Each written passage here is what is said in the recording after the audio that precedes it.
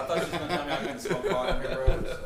Everyone freeze. I thought you were going to say, hey, man, you take that back down. Yeah, We've never heard that before, have we? Yeah. I have. You know what? I could tell you the story about that night when they showed up at my house. That was a fucking doozy there. Let's hear about it, man. It was the beginning of what they called Operation Peacemaker. Right. And at that time, unbeknownst to me, I had been surveilled for some time. By this time, and we're getting, we're kind of into the middle of everything at this point. But we can always step back and do a little bit of catching up. But with this regard, I had a buddy of mine staying with me, and the house that he was renting was being sold. So I said, come on, stay with me for a couple of days. What the fuck, no problem. So we wake up one night. It's like Saturday night or some shit like that. No, it was the middle of the week. It was like a Wednesday night. And my little Maltese dogs, they're barking there, yapping and shit, and I get up and I walk and I look out the front window and I pull the blinds open like this, and I see this one sheriff's deputy standing on the stoop out front of the door, and I'm thinking, maybe the neighbors called because the dogs are yapping or some shit. So I told Donald, go tell that fucker I'm not home, right? Yeah. So I went back, I laid back down. The minute he opened that door, that guy grabbed him and threw him out in the front fucking yard. He said, Donald said, these guys come out from around the house and looked like ninjas, man. There had to have been 12 of them, and they stuck guns all in his face and shit like this. And I can hear this going on, right? I'm in the bedroom. And I can hear them yelling, the one guy yelling, he goes, is Tim McBride in there? And Donald's like, yeah, he's in there. Oh, yeah. I'm not him. No, yeah, and he's got all these pistols, aimed at him and shit. And so here they come. I see the flashlights in the hallway and shit like that, But one thing led to another. They wound up taking me, that night, and they took me to the CIA, to the Secret Service, to the FBI, to the DEA, to the Customs Office. The South Florida Sheriff's Trident Task Force, for Christ's sake, Florida Department of Law Enforcement, all these different agencies throughout North America, right. And their headquarters. Everybody wanted a piece of me. Yeah. They want to get their picture taken. They want to get the prints. So everybody's patting everybody on the back. That kind of fucking shit. Yeah. But that just happened to be the night that when they finally got a hold of me. But. There was so much more leading up to that. I know what you mean. See, they bust you for what they see, but some of the stuff they don't see. Well, here was the thing about that. That day that I was arrested, of course, it made the national news. It was big headlines on every national, news syndicated, ABC, NBC throughout the country at the time.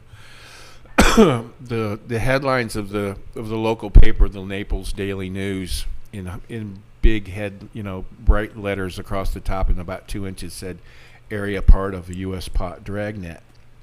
And the subtitle in between the two pictures that were on the front page said, agents say 38 helped import over 150 tons. And there's a picture of one of my crewmen being escorted out of a jail by one of the customs agents at that time named John Deasy. And another page, and on the other picture was my buddy Mikey Patton, who was just walking down the hallway. Where they're going to the federal building that night. This is the night of the raid. Everybody's getting busted, right? And they had my name as only one of the 5 names listed on the front of that fucking page. And they said the 150 plus tons had a street value of of like $154 million. And I'm thinking of myself at that time. Where the fuck is this street? Yeah, where are they selling this at? Yeah. Tell me where this fucking street's at, man. I'll be dealing there right now, yeah. But this is the number they came up with, for that shit. But what they didn't realize, and after the arrest started taking effect, over the course of the next few weeks, they realized that almost 400,000 pounds that they had alluded to was only a week's work. Yeah. That's when they started to get this, a bit of a handle on the scope of that, can of worms that they had just opened up. Right. Because up until that time, they had thought that they had it under control, because during 1983 and 1984 is when they instituted Operation Everglades in 83. Right. And it wasn't the success that they intended it to be, because the intelligence of the older generations at that time allowed them to not understand and know that they were coming 2 weeks before they got there. They knew exactly the time and the day they were going to show up because that's just what they had everybody bought. They even had senators involved in this shit at that time. But that operation was a bit of a failure, obviously. It wasn't the success that they'd hoped it to be. So almost a year to the day they showed up. And did it again. Operation Everglades 2, they called it. This time, the older generation said, fuck it, and sat back on the porch at 2 in the morning with a cigarette and waited for the show to start. Since, they're going to keep coming, they said, so they just sat back and waited for the show. All right, so Saltwater Cowboy, dude, tell us about your name there. How did you get that? How does that come about? This is actually the prologue story in the book. The very first story that you read gives you the story of how we got called that. The first original 3 of us were on the boat, the Hard Times. In the book, the boat's called Difficult Days because I had to morph the name because the boat had never been indicted, never been implicated. But now I can say it. It'll fuck it because the owner, the guy, even the captain Billy, who was called Captain Red, says, "I don't give a fuck. Say my name." There you go. It's like giving credit where credit's due, man. It's exactly. We all came through this crap, and man. there are some names who are the actual names in the book, and some that only out of respect because I couldn't communicate with them and get their actual permission.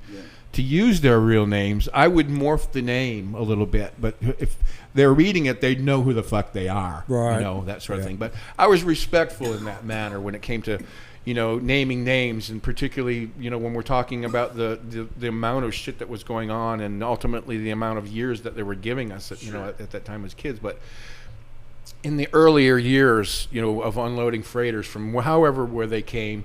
A lot of boats were being hired just willy-nilly, to anybody who was willing to bring a load out of South America because we were taking literally mountainsides of this shit from Colombia, dude. I mean, that was our job. And my job as a kid was to unload these freighters, dude. And I've seen freighters that had as much as almost 400,000 pounds on them. Like we were saying earlier 15 tons, 22 tons, yeah. And we'd get we'd approach them and go out there in the earlier days when you could approach a boat more than twice and not have to give it, much thought because the law enforcement wasn't looking for it like they, they do now. They were too busy with the cocaine cowboys and their bullshit in Miami. Yeah. To pay attention to if anything was going on in a little town of Everglades of 500 people. But beautiful. More to the point, having seen or having thought at that time, got an ashtray. Having thought at that time, I'd seen it done, almost any fucking way it could possibly be done. Yeah. And then they were hiring all kinds of boats and all kinds of captains and whatnot. Well, this captain in particular, his boat was, his business with this boat was buying cattle in South America, selling them on the market in New Orleans. And the weather deck, which is the top deck of the vessel, was the cattle herd, was where the cattle were all herded on the deck. Well, everything down below in the hold was wide open. They said, well, why don't, they hired this guy to, let's put, 20 tons of shit on. Let's give you some ballast for the bottom of your up. Below this fucker, put your cows on there and head north, and,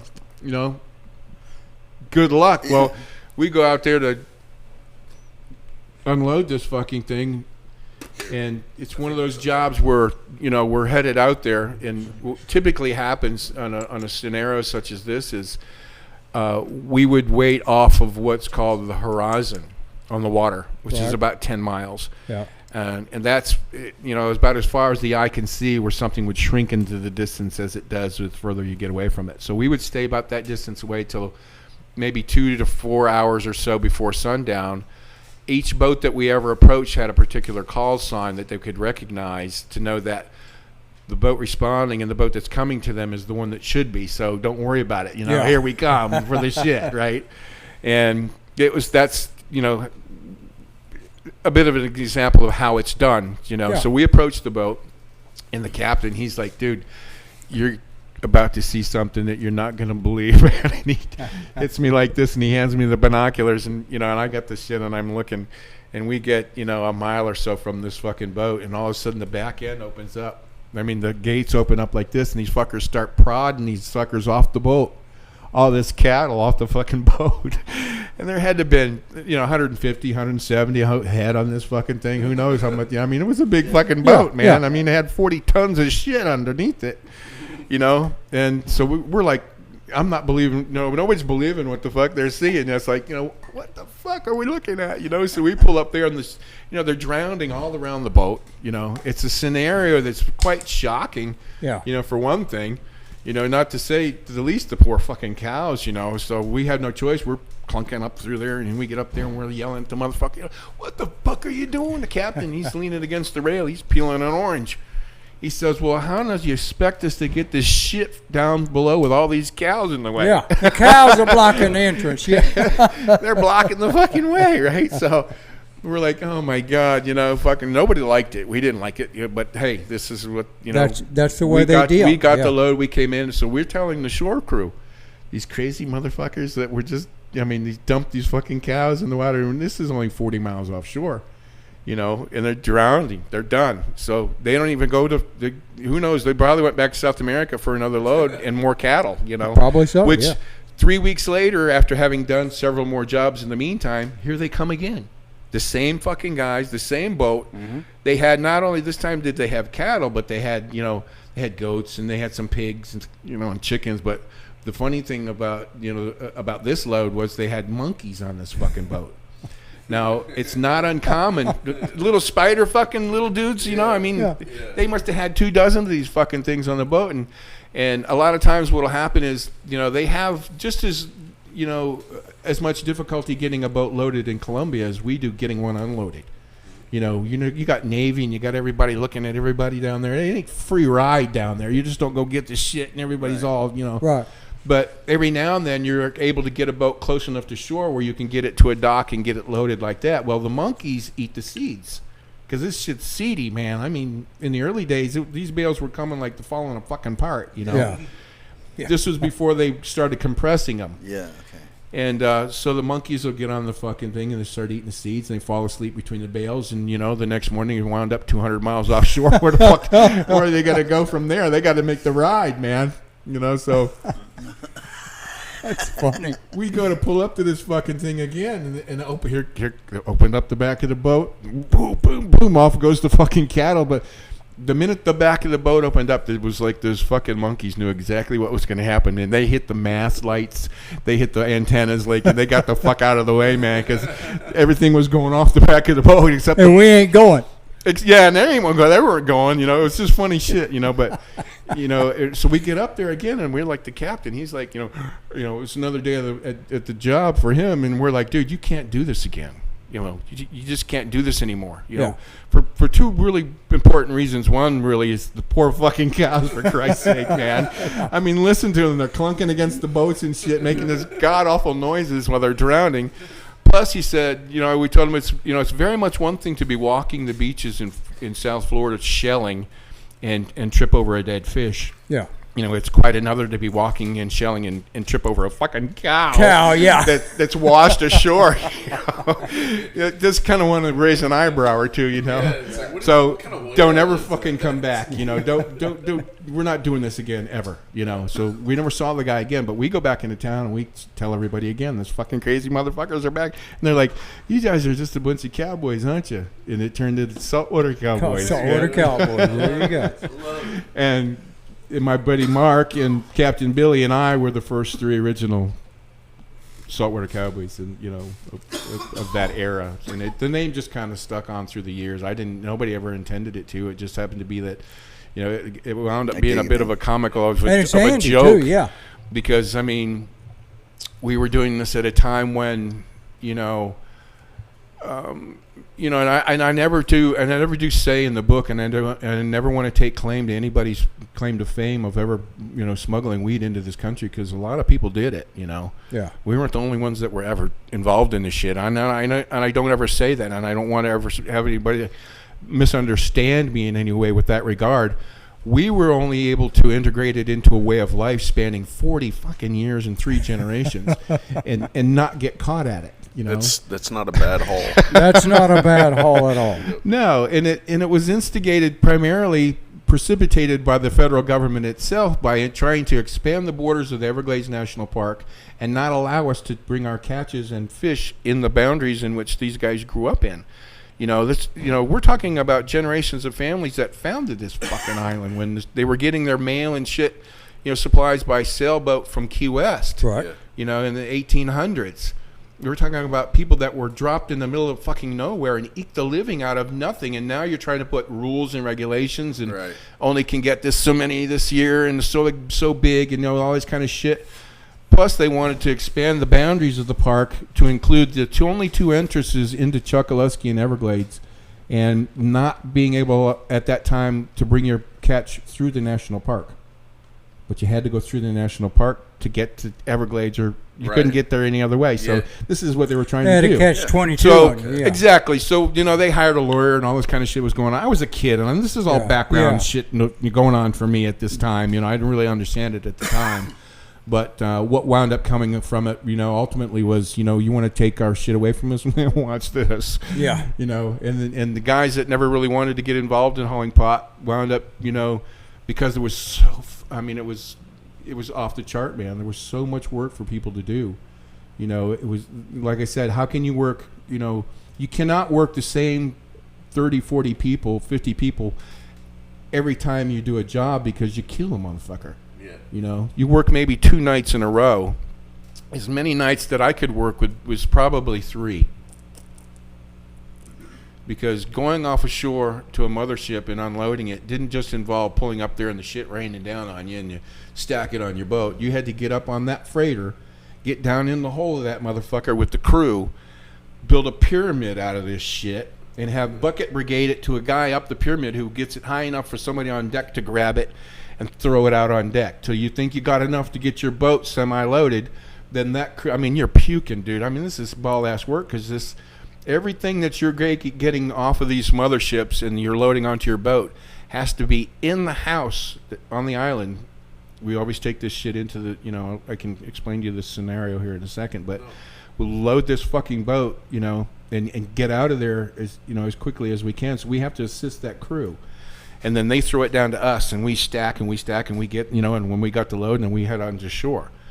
We get to the outer outskirts of the shallows of the 10,000 islands, and we kill our engines, and out come 15, 20, 25 smaller boats that could have twin 235 Evinrudes on them that can run through water. If the prop will go through it, it'll go through that fucking water. Yeah. And they're taking 25, 30 bales at a time, 40, sometimes 45 bales at a time, running them through this pass to the island, and literally putting it in 1 or 2 or 3 of my buddies' houses that we've taken all the furniture out of, and stacked the kitchen and stacked the bathroom, stacked the the living room, dining room, and everything out to the front door, and shut the fucking door on the way out. And if there's still more coming, move to Teddy's house next door and start loading his house. Okay, now how big were the bales, and about how much did they weigh? Because I'm familiar with hauling hay. About 100 pounds. Give me a light and I'll tell you all about it. I happen to have one right here. Give me a light and I'll tell you a story. Let me tell you, What I grew up with, and the reason why I said earlier that one question, might have an answer that, would take a little bit of explaining. You've asked the question about the size of the bales and stuff like that. As a kid getting into the industry in the late 70s, there was no compression of the bales. They weren't compacted. They were what we called pillow bales. And typically by the time we got them, who knows how many fucking times these things have been handled. Yeah, so it'd been mashed They've down. been quasi-pressed in a plastic bag, duct taped, put into a burlap sack of some kind, and then stitched shut and come in different sizes and shapes, and just very hard to handle. It was out of control. That was the early days. Those were with all the pillow bales, and that shit was nasty. It was messy. Because like I said, by the time we get them, who knows how many fucking people have handled them. Right. Some of them are coming apart, and it was shake all over, and then we would laugh at one another because we're in the hole of this giant boat sweating our fucking ass off because the engines have to run 24/7 on these vessels. Mm-hmm. They never turn them off, these diesel engines. And it's hot as fuck down there. Plus you've got, if you've got 100,000 pounds on this boat, you're getting that heat, that self-combustion effect that you get out of a mulch pile kind of thing going on. And that in the engine, and it's hot as a fucker down there, man. You're just sweating your guts out. No wind. Yeah. No, and then, we see, people see in the movies, they see the people dealing. Right. It's not like that. You know what? People have asked me, on a number of occasions about, weren't you ever afraid to go to Colombia? Weren't you ever afraid of meeting these people? When I ultimately wound up becoming what I did, and it was just a matter of chance as to how that happened. I had the opportunity to meet the guys that only the older generations ever got the chance to meet. And that was having one day, I might as well tell the story.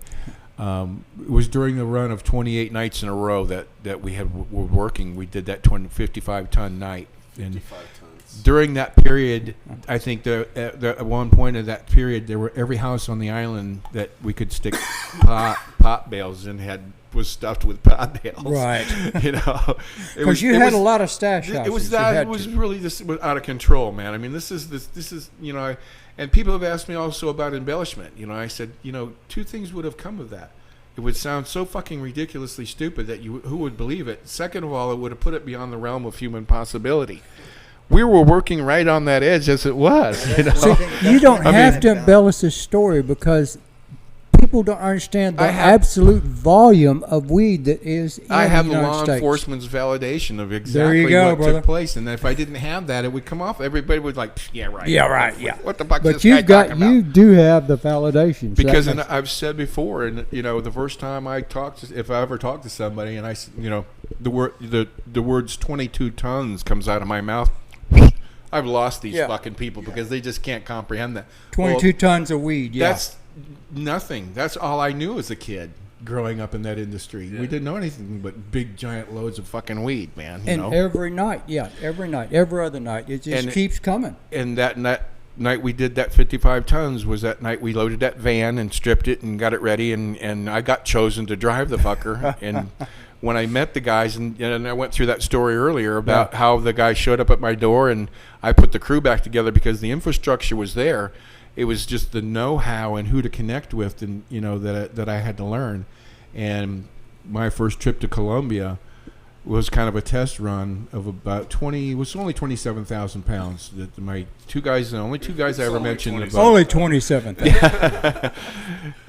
I get that a lot, man, because that's just life the way it was, and people, You get desensitized they find to it. What's that? I said you get desensitized to the amount. Yeah, because like I said, growing up as a kid, that's all we ever knew. We didn't know anything other than those size of loads. That was just a regular. It's like an everyday occurrence. It's like for being a us. poker player. At some point it's just all chips. Yep. Right. It's just different colors. Right. It just turns into product. You're just dealing product. And then what you're left with, and I only got a bit of a taste of that as a kid. 21, 22 years old, making over $100,000+ a week, and being told and instructed by the elderly generation how to spend that kind of money and not have anything to show for it. Because if you started getting stupid and buying stupid shit, then you just didn't work anymore. You're fucking done. Yeah. That kind of shit, Right. We could live to a certain degree of wealthy status because commercial fishing was rather lucrative. Right. Stone crabbing is a bust. It'll make a fucking man out of you in a hurry, but you worked your ass for it, And in those days, in the 70s, early 80s, if I can bring home $2,500 in a week, dude, that's awesome fucking money. When the average blue collar income in those days was what, $17,000, and I'm making $2,500 a week, during season, that kind of shit. So we could live according to a certain means, but beyond that, the spending. Now we're talking about hundreds of thousands of dollars, and how do you get rid of shit like that? What are some of the ways? Well, the adults were the ones that were insistent actually on how to spend money without having shit to show for it. And one way in particular, and this is we had a great time doing this. I was Everglades is a bit distant, about 30 miles from any large population, which was Naples.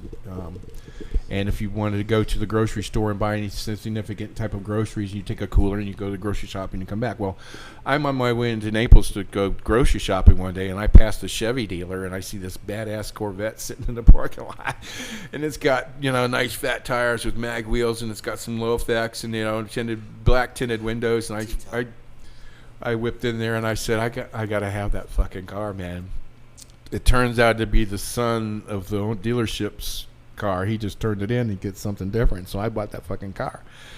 So I was driving a Mustang Cobra at the time, and I didn't really want to get rid of the Cobra. I wanted to hang on to it. So I called Everglades. I'm on the phone trying to call one of my buddies, two of my buddies, to come up and drive my shit back home, right? And, Yeah. and I'm looking out the window and I see they got brand new Jeeps for $87.95, you know, under $10,000, you know, and because in those days, unless you had a good rapport with whoever it was you were buying extremely expensive things from, anything over $10,000 needed to be, you needed what's called a CTR, a cash transaction report, filled out, and that goes right to the IRS.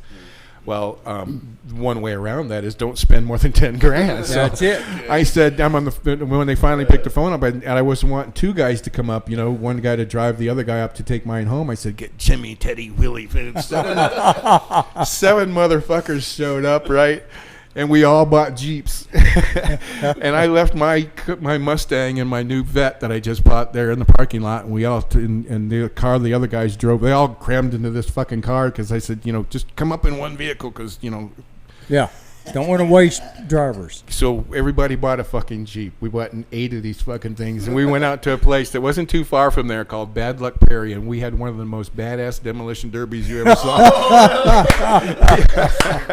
You ever saw in your fucking life, man. And it was such a great time.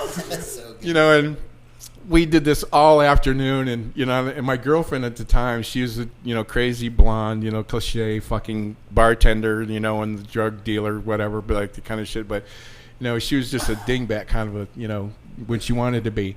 And we got these new rag tops, and they got the roll bar in them, and she thinks she got the roll bar. You can roll the fucking thing. This is what she's thinking. She's screaming, roll it, roll it. You know, and after about an hour, I'm done listening to your fucking ass, and I went, whoop, like that. And I rolled that fucker about, it felt like 3 times, man.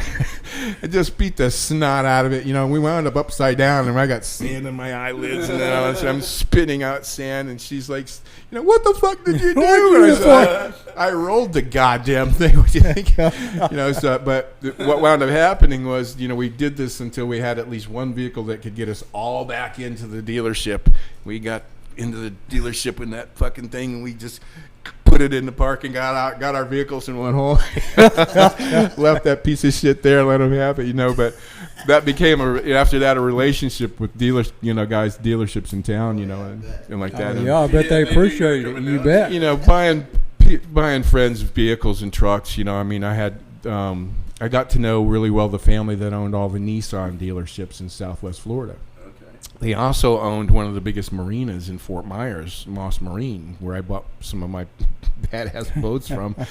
And, you know, I bought an $86,000 boat, and I just go in there, you know, 8 different days and give them just under 10 grand until the thing's paid for, you know, and they knew me, they knew what was going on, you know. So I'm going into town with a buddy to the clubs to hang out and shit, you know, and I said, we're not showing up in this fucking thing, dude. Pull in here.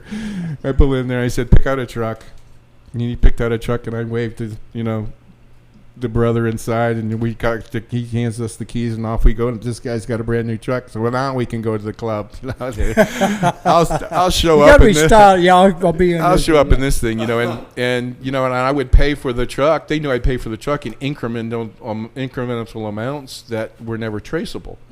And after a while, you just get good at that, you know. Or we do something stupid, like, I mean, I say stupid, but it was fun as fuck. But, you know, and get 2 or 3 of four of our buddies together, and we would each take a couple $100,000 to Miami and South Beach, and spend Friday and Saturday night taking over the club and the entire tab, with the idea of all the money between us. You know, we had anywhere from $600,000 to $1 million in cash between us. And with every intention of coming home with $11 and change in your pocket. Use it or lose it, you know, because right? you just bought half of Miami drinks for 2 nights, you know, and just learning the ways just like that, how to spend money without, you know. And the managers, they loved, you know, when we showed up, they just loved the fuck out of us, you man. bet they did. Because they just, you know, figured out, and okay, we figured this comes to this amount. Back here, you know, whatever. You know, I got enough money to get me home, you know. But I could just imagine the adventures. Yeah, no kidding. The adventures that could occur. Right. Yeah. You know, and when you say adventure, not to cut you off or No, anything like this, no, but please. Adventure in my mind the first thing it comes to is, you know, besides all the pot hauling that we did, you know, and unloading of freighters and from every, you know, and seeing it come wrapped in every different kind of fucking wrapper you can imagine. I mean, we were taking so much shit out of South America. At first it was coming in coffee bags and then sugar, because it's coffee and sugar is a big industry in South America. Okay, yeah. And then all of a sudden we started seeing it coming in Purina, you know, giraffe chow or Purina lion chow. Who knew Purina made shit for zoos, you know? Yeah. So these guys are buying these, what they turn out to be were the nylon mesh kind of burlap looking weave, Right. you know, kind of a bags. And now they're using these because we're using every bag in South America to put shit in, you know? But, you know, that goes right, you know, all along hand in hand with the evolution of the bale. You know, Yeah. if we can The compressed skip bale back to that you- for a minute, because we did get way off track when it came, you know, to talking about the pillow bales. That Yeah. I knew. It got to a point, you know, with those types of that type of material, not to get too far off track of what, you know, we began to speak about, but there came a point in time when we were literally, you know, when we bring the load in and get it offloaded, you know, well, we're responsible for you guys' shit. Yeah. The minute we take it off of your mothership and do whatever we need to do with it in order to get it to you to Miami, you know, which is part of the deal, you know. And I said, between the older generations, it was getting out of control and just nasty. I mean, dude, we would get it off our boat. We would go offshore and literally spend hours sweeping shit into piles. And I'm taking an ice shovel and scooping it and throwing shit. I bet I've dumped more shit out of my boots than all four of us in this room can smoke in our lifetime. Right. Just by dumping the shake out of my Yeah. boots. And that's how nasty this shit was. Yeah. And we finally wound up, ultimately the captain, Billy, he comes up with a brilliant idea. We show up one night, you know, he shows up and we get ready to do a job, and he pulls out these rolls of plastic, Visqueen, and duct tape, and we just duct taped made a bowl out of the inside of the deck of the boat, you know, and taped everything down. And when we got the load, all went inside that plastic, and, you know, and then we got it off, and all we did was turn around, run offshore, pull it all into a wad, and tie an anchor and a chain to it. There you go, man. Boat's clean. Yeah, there you know? you go. But as a result good of that, you know, we had to, the older generations had to tell these Colombians and Jamaicans or whoever and wherever the shit was coming from that you got to take, you know, you got to do better, because, you know, we can't be responsible anymore, because if one seed is found, if something Right. becomes suspect and one seed is found on our boat, if we get stopped, that's the end of it. It's over with, you know. That's just how they played in those days. Yeah. And what ultimately wound up happening was some of the older generations of guys, and this just happened to be at a time when there was the advent of the commercial and household compact trash compactors. And so they took a couple of these commercial trash compactors down there to the woods and said, look, here. Let's try this. This is now the bales are coming 70 pounds of Yeah. packed weed, and they're all the same size. And now the evolution of the bale has become such where not only did it get cleaner and easier to handle, but now it's more. Yeah.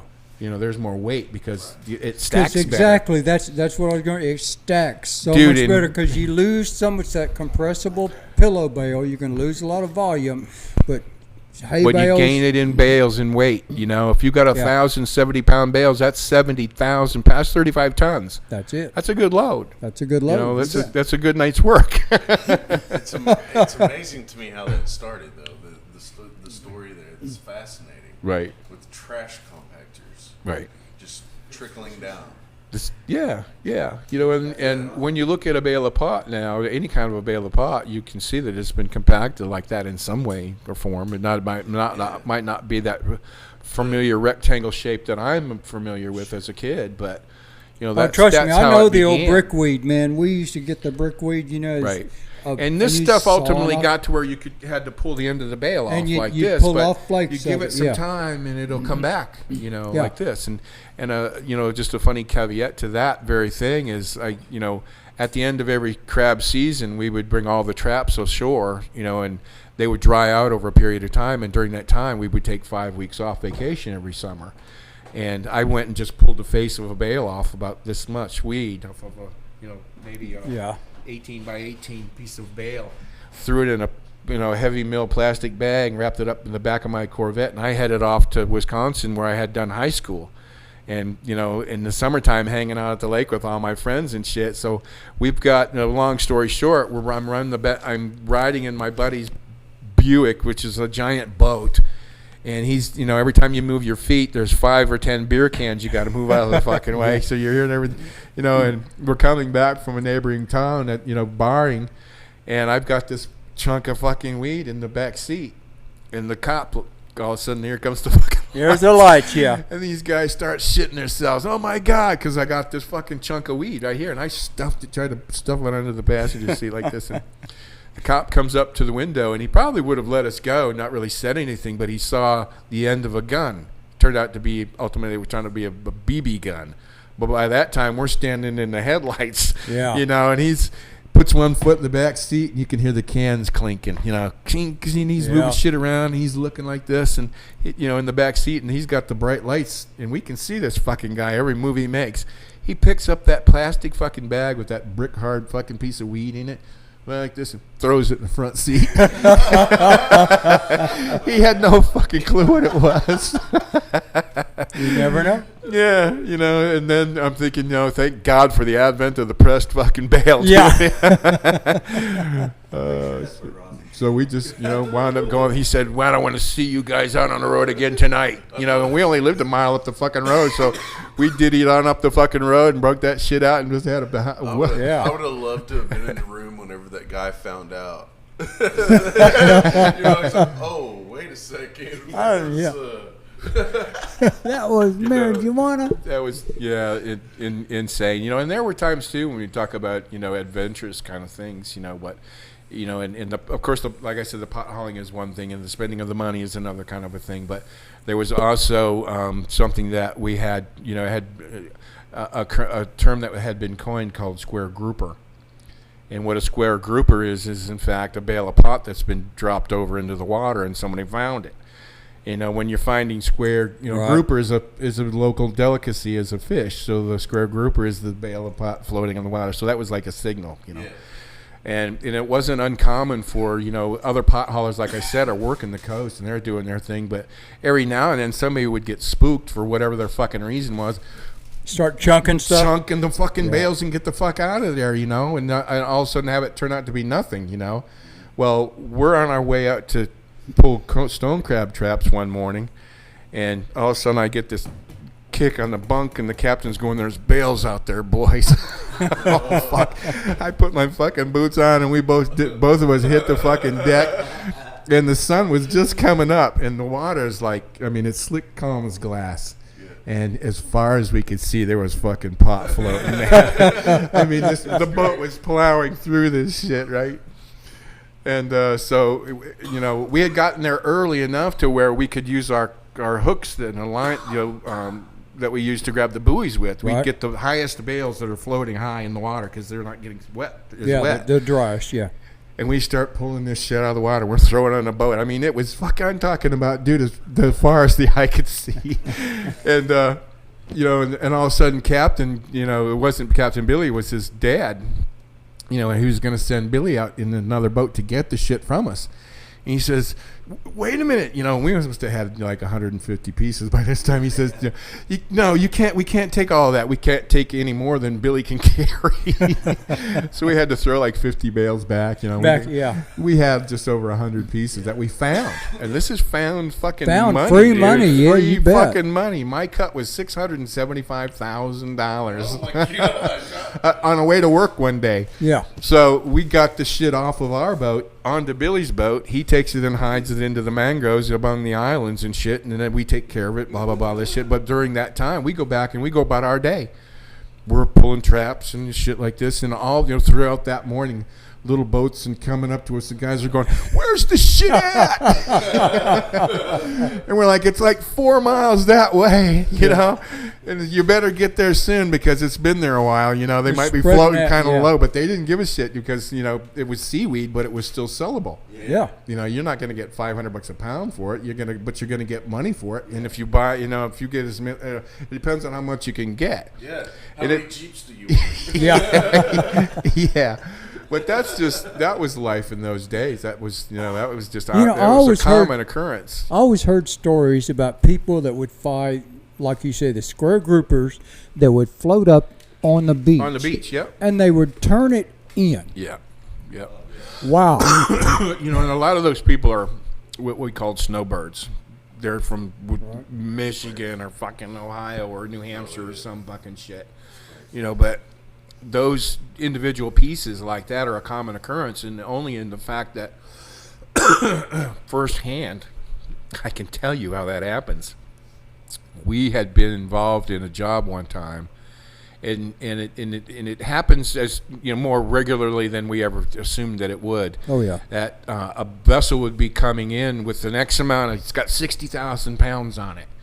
So we took 3 of our big boats, our crab boats that are, you know, they're built and designed to haul crab traps, but they're perfectly designed to haul bales of weed now. Right. You know, we figured 3 boats, we'd each get 20,000 or so, you know, like that, because the numbers always vary in these jobs. And we could comfortably get back fast enough to get it done and get in, and, you know, because 60,000, that's a pretty good size load. Yeah.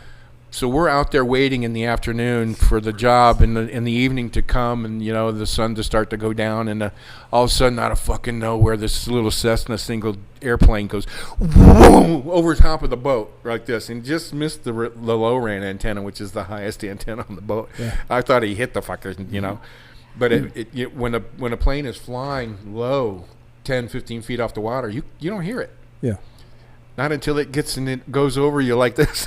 It wound up being Daryl, the guy who was running the job, you know, who put the job together. He circles around and throws a milk carton out, and we go over there and get it, and it's got a note in it saying that one of these boats has to leave and go unload this boat over here because, you know, they're waiting too, you know. So they took the third boat away from us. We stayed with the original load. We go off to this freighter, and I say freighter, and this thing was fucking, if it was 400 feet, if it was a foot long, and it must have had 80 guys on it, you know, and they were South American dudes, you could tell, and they were, you know, both boats pulled up to this damn thing, and the deck is, you know, it's 16 feet above us. They got to throw these fucking things down, you know, and it was a steady line of guys, back to back. They went in one hole, at one hatchway this way, and they were coming out this one carrying a bale back to back on their shoulder like this, and they're throwing on this boat, they throwing on that boat, you know, and we're trying to keep count because we figure 450-ish bales would be about enough, you know, that would be the load.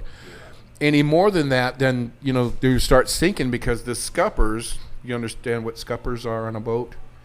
They're the holes in the back of the boat that designed for the deck water and stuff to wash and go out that hole. Yeah.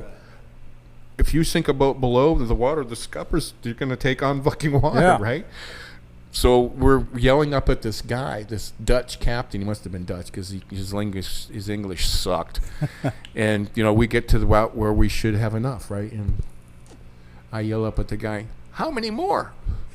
And he yells back at me in his half-ass English. He goes, 50 more. And I'm thinking, okay, so we're counting and we're dropping, and we get to almost 100 more, and all in unison, we're all like, "How many fucking more?" And he's like, 50 more. Yeah. There you So go. now I'm thinking, this is all the number. This is the only number this fucking guy knows. Man. You know, so what actually wound up happening, if we stayed there any longer, they would have sunk us because they kept loading. This shit kept coming, man. I mean, they had way more than 60,000 on this boat. I can guarantee you that. So we had to, in order to keep them from sinking us and the captain could get away from their boat and we could run comfortably, we had to strip a couple of life vests apart to take this insulation and foam out of them and plug the scupper holes because they were taking on. They were going to sink our asses, man. So, you know, we had, like I said earlier, the scenario by which we approached them, and there's still daylight to work, and I mean, there was still some daylight when we pulled away from these assholes, and they're still shucking the shit overboard. As far as I could see them with binoculars, they're dumping shit off the boat. Now, And this is a typical scenario. I mean, so a lot of times guys will say there's some X amount on there and expect you're going to take it. Yeah. Well, a fucking boat will only hold so much. Yeah. We're sinking fucking here, Now, one thing about this scenario, that freighter, they were out past the 3-mile limit back then. 30 miles is the Okay, limit. 30 miles. Yeah, Yeah. they changed it to 3 miles and 10 miles. Right. Now it's 30 miles. 30 yeah. miles. So they were out. So you had to go quite a ways to get to them. Yeah, that's why we try to get loaded with some Exactly. sunlight still left, because we got this whole scenario by which I explained everything with regards to offloading the mothership and getting it inshore and taking the shore crew to get it into the houses and the bail handlers to run it up into the houses and stash it away. All has to happen between sundown and sun up. Right. It has to happen now. All that Yeah. work and water activity ceases, man. Right. There's no boat activity whatsoever. That's when, as we're loading the houses at night, a lot of times the owners of the vehicles would bring the vehicles there and we would load them. The van, the truck, or whatever the case may be, cars. You can get 11 bales in a fucking car. We figured out how to do this shit. And they would drive them back into town and park them in their driveway and leave them there overnight, on plain view. Yeah. And then call the driver, because the owners are never the drivers, and there's a reason for that. And the owners of the vessels being used, like Captain Billy's boat. Captain Billy was never the registered owner of the vessel. His father was. So, with that regard, if that vessel or that boat should ever get caught, or that car or whatever it is should ever get caught, what the drivers are instructed to do, because we had 2-meter radios and they had a 5-digit combination on them, which was virtually unscannable at that time, that everybody communicated with. And communication was key. We had like 200 of these fucking radios. Yeah. Everybody that was working, a bail handler and shit, you had a radio, And what would happen was, these guys are instructed to... if they, like us offshore, we would have, the captain on the radar. When we get the boat loaded, the captain's job that's when the captain starts. He's watching the radar. He's checking the radios. And out there, if you've got 2 or 3 boats running with you, a lot of times because of the darkness of the evening, you'll lose track of where the other boat might be, and they're too close to you to pick up on radar. But we had what were called Polaris scanners. We had a lot of counter surveillance technology that was at our disposal at that time, because you'd be surprised what money will buy you. We'll buy you a lot of shit. Polaris scanner is a VHF, a radio, an ocean-going radio scanner that all you have to do is key the mic, and it's got a 360-degree LED light that's strobing like this. And when you key that mic, it stops and it points to the direction of which that mic was keyed. And you go, oh, okay, oh yeah, okay, they're over there. Yeah. We're communicating with this fucking little device and nobody's saying a word. Which was a lot of cool stuff that we had at our disposal. Particularly, like I said, the story goes from one to the other, particularly when those kids started taking over. My very super serendipitous, running into the Cuban guy in Miami and putting everybody back to work again, and taking things up another notch from what we were, as we learned as a kid. The older generations would have, 6, 7 different mechanics working on boats, because when you offload a boat and you've got 25 of these little boats that need to run through the shoreline and you're working 2 jobs a night, you've got, everybody in town between there and Pine Island's got one of these fucking boats. A lot of them are hidden. Yeah. Because they just, would stick out like a sore fucking thumb. But they would have like 8 or 9 different mechanics that would keep those engines working for them and working like that. So when it came our turn, we had a couple of brothers that were boat builders in Naples, Morgan Brothers, building, boats per our design. Nice fast ones. Nice shallow drafting boats that you could hook a twin 235 Evinrudes on, because those were the preferred engines at that time. Very, workhorse, very dependable motors. And boats called, the brand was called T-Craft. And they're more of a wide body, single center console style boat that you could just load with bales, man. I mean, these things were awesome. Now you'd have the vertical and horizontal trim. You could trim it this way and trim it this way. And as long as you could get that prop to go through the water, that fucking boat's going through the water. So they were badass. Now, we had these guys building these boats for us, and running through the waters with them. The mechanics part of it, I decided that, there's not going to be any mechanicking. There's nobody coming to wrench on your fucking motor. If that fucker left you sitting, don't give it an opportunity to leave your ass sitting again. Get it off the fucking boat. So what we were doing was we had one mechanic that had like 4 dudes working with him, and we would give every backwater guide that we knew between Naples and Pine Island a free 235 Avenue, and they would break them in for us. Oh. And he would call one of the guys at the shop, Sammy or one of his boys, saying, okay, you reached your 500-hour limit, on your brake. This motor's broken in. Because you can't call and have him come and hang a brand new motor. This fucker, you'll ruin it. It has to be broken in. So we've got all these backwater guys breaking in motors for us. So when you call Sammy with a problem he doesn't come with a truck and start wrenching on your shit. He comes with another guy or two, and they take that motor off and put another motor on. There you go, and you're back a lot quicker. Good to go. Just R&R, remove and replace, and you're back in the water. water. And that was part of, stepping up the game a little bit with our regard, because they started getting, pretty tricky. Law enforcement by that time, they were getting pissed off. They were tired of this shit, man. But what they didn't understand was how connected and sophisticated this little thing wound up being after all these years. One of the guys on the crew's father was a deputy of Everglades. There's only 2 sheriff deputies and a sheriff. One of the guys on my cruise was one of the deputies that mostly worked the night shift.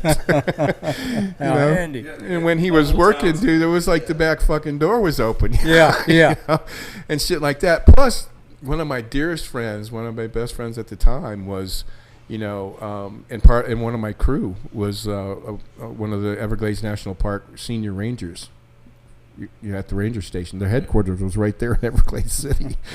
And he was one of my best buds, and he was the one that hooked me up with their government counter surveillance technologist over in Miami. So we were buying that, if not better, counter surveillance technology than the government was using against us. We had all the cool shit, the parabolic microphones at that time. You know what a parabolic microphone is? Oh yeah, those things are handy. And these things would pick up a guy, a mile down the shoreline farts, and you can hear it. You can hear it, because it's that cone-shaped thing with the microphone in it. And you can, and that was very good because the guy's sitting along shore waiting for the load boat to show up, kill our engines. They're listening for anybody talking. Mm-hmm. Anybody's out there, and you're going to hear them. This for 40 years. Yeah, you had this down. 40 years. Yes, it evolved to become a very sophisticated way of running it. But the biggest advantage we had was the simple fact that these islands, if you Google the 10,000 islands and you look at an aerial view of it, you'll see that that's 25 miles of coastline is speckled with literally 25 or 10,000 fucking little islands that was an area in which we all goofed off in, man. We run those little passes and blind back doors. It was our backyard. It's the place in which everybody played. And when it came time to get a load in there, we got it in there. Dude. You knew because you knew the route. We owned that motherfucker. Yeah, that's it. And there have been times where you get the law to chase you, and you get them so far back there and lose them. And you can sit in the bushes an island away and watch them out there, scratching lost as motherfuckers, not know where to go while everybody else finishes working.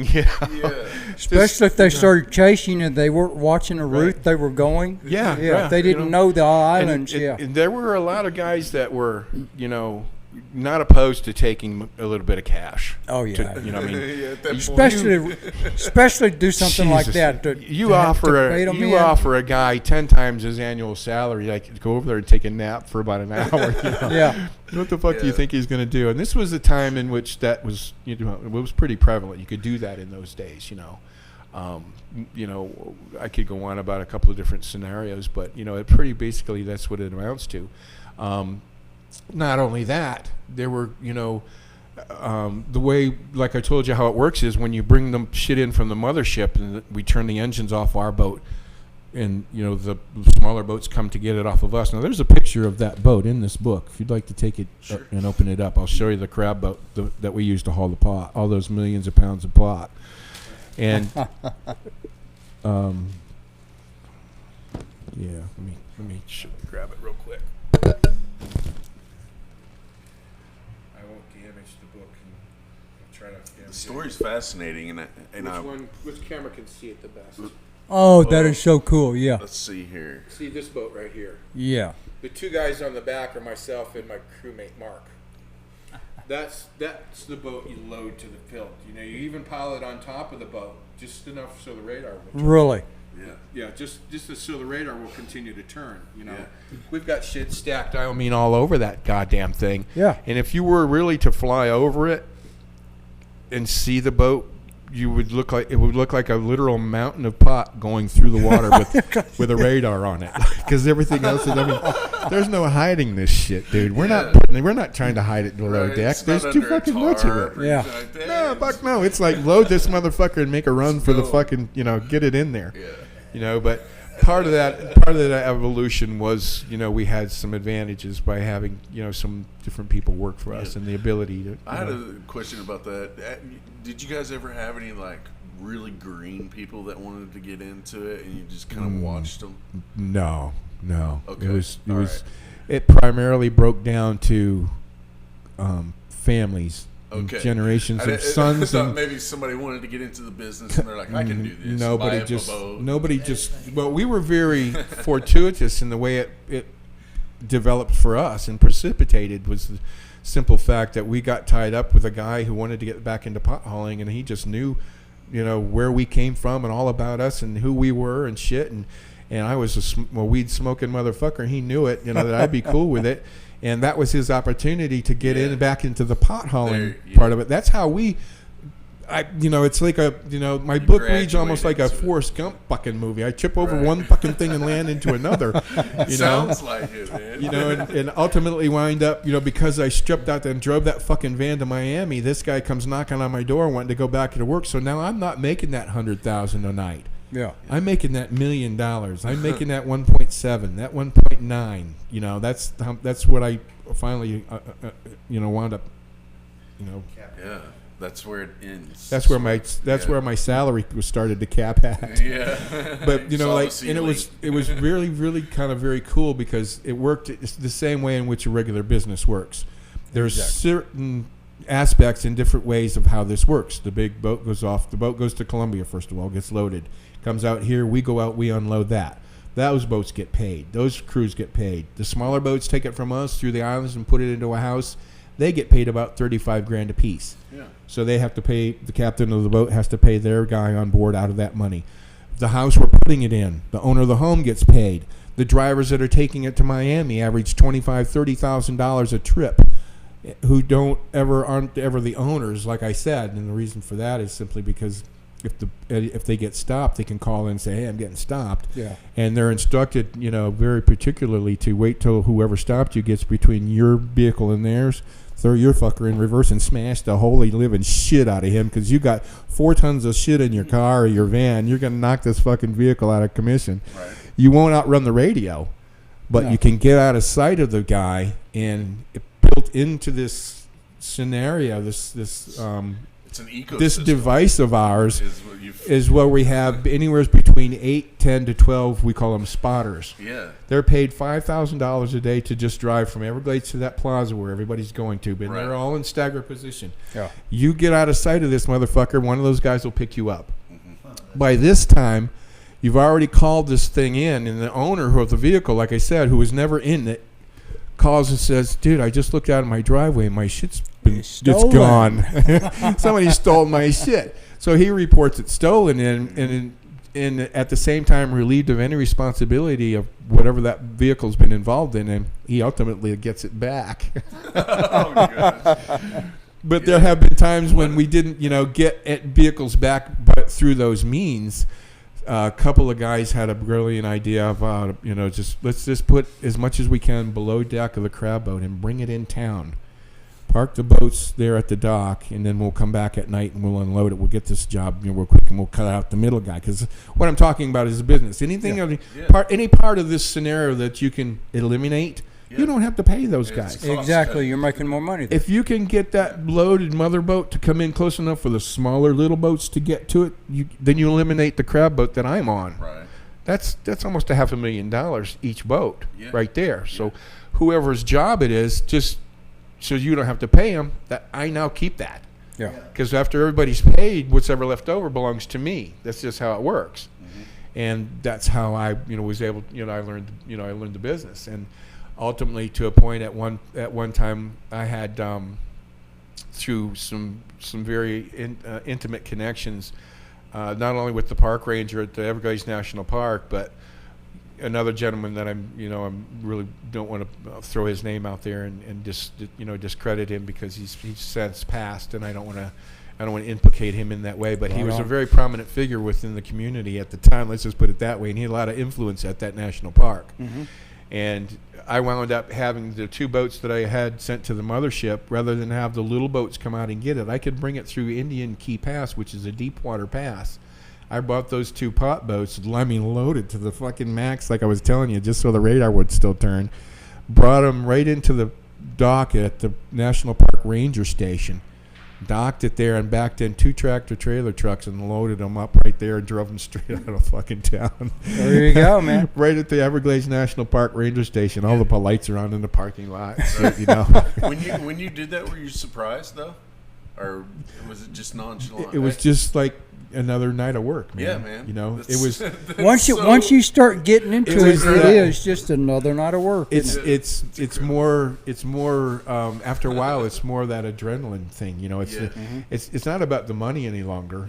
Because like I said, and most people don't realize that the simple fact of the matter is that when we bring a load in, and the way I learned how to do it and ultimately wound up doing it is, if I bring your load in, say it's 40,000 pounds or whatever, and you owe me $15 million, let's say. I'm just throwing some numbers out there. I would take, as I'm bringing that load in, I'm sending to Miami your shit, but I'm also sending to Naples $15 million worth of this material that I'm going to hold on to. Because if you lose your shit in Miami, I can make one phone call, sell this for $15 million, and get our asses paid because we didn't risk our balls to not get paid. That's right. So how it works is they have to start selling that load off for us to get paid for that load. Okay.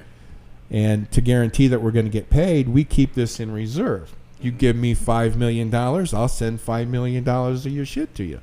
You give me the balance of what you owe me, $10 million, I'll send the balance of it all to you like that. So we're always guaranteed in that way to get paid, and that's how I learned this. So that's how I learned this business. And they were always okay with that. Because it's, it was either we do your shit or find somebody else. Or you do it. Good luck on that one. Good luck, because we can almost, and never did, but we could almost guarantee that your shit was going to we were going to get it to you. Yeah. And I had learned ultimately too that sounds like it.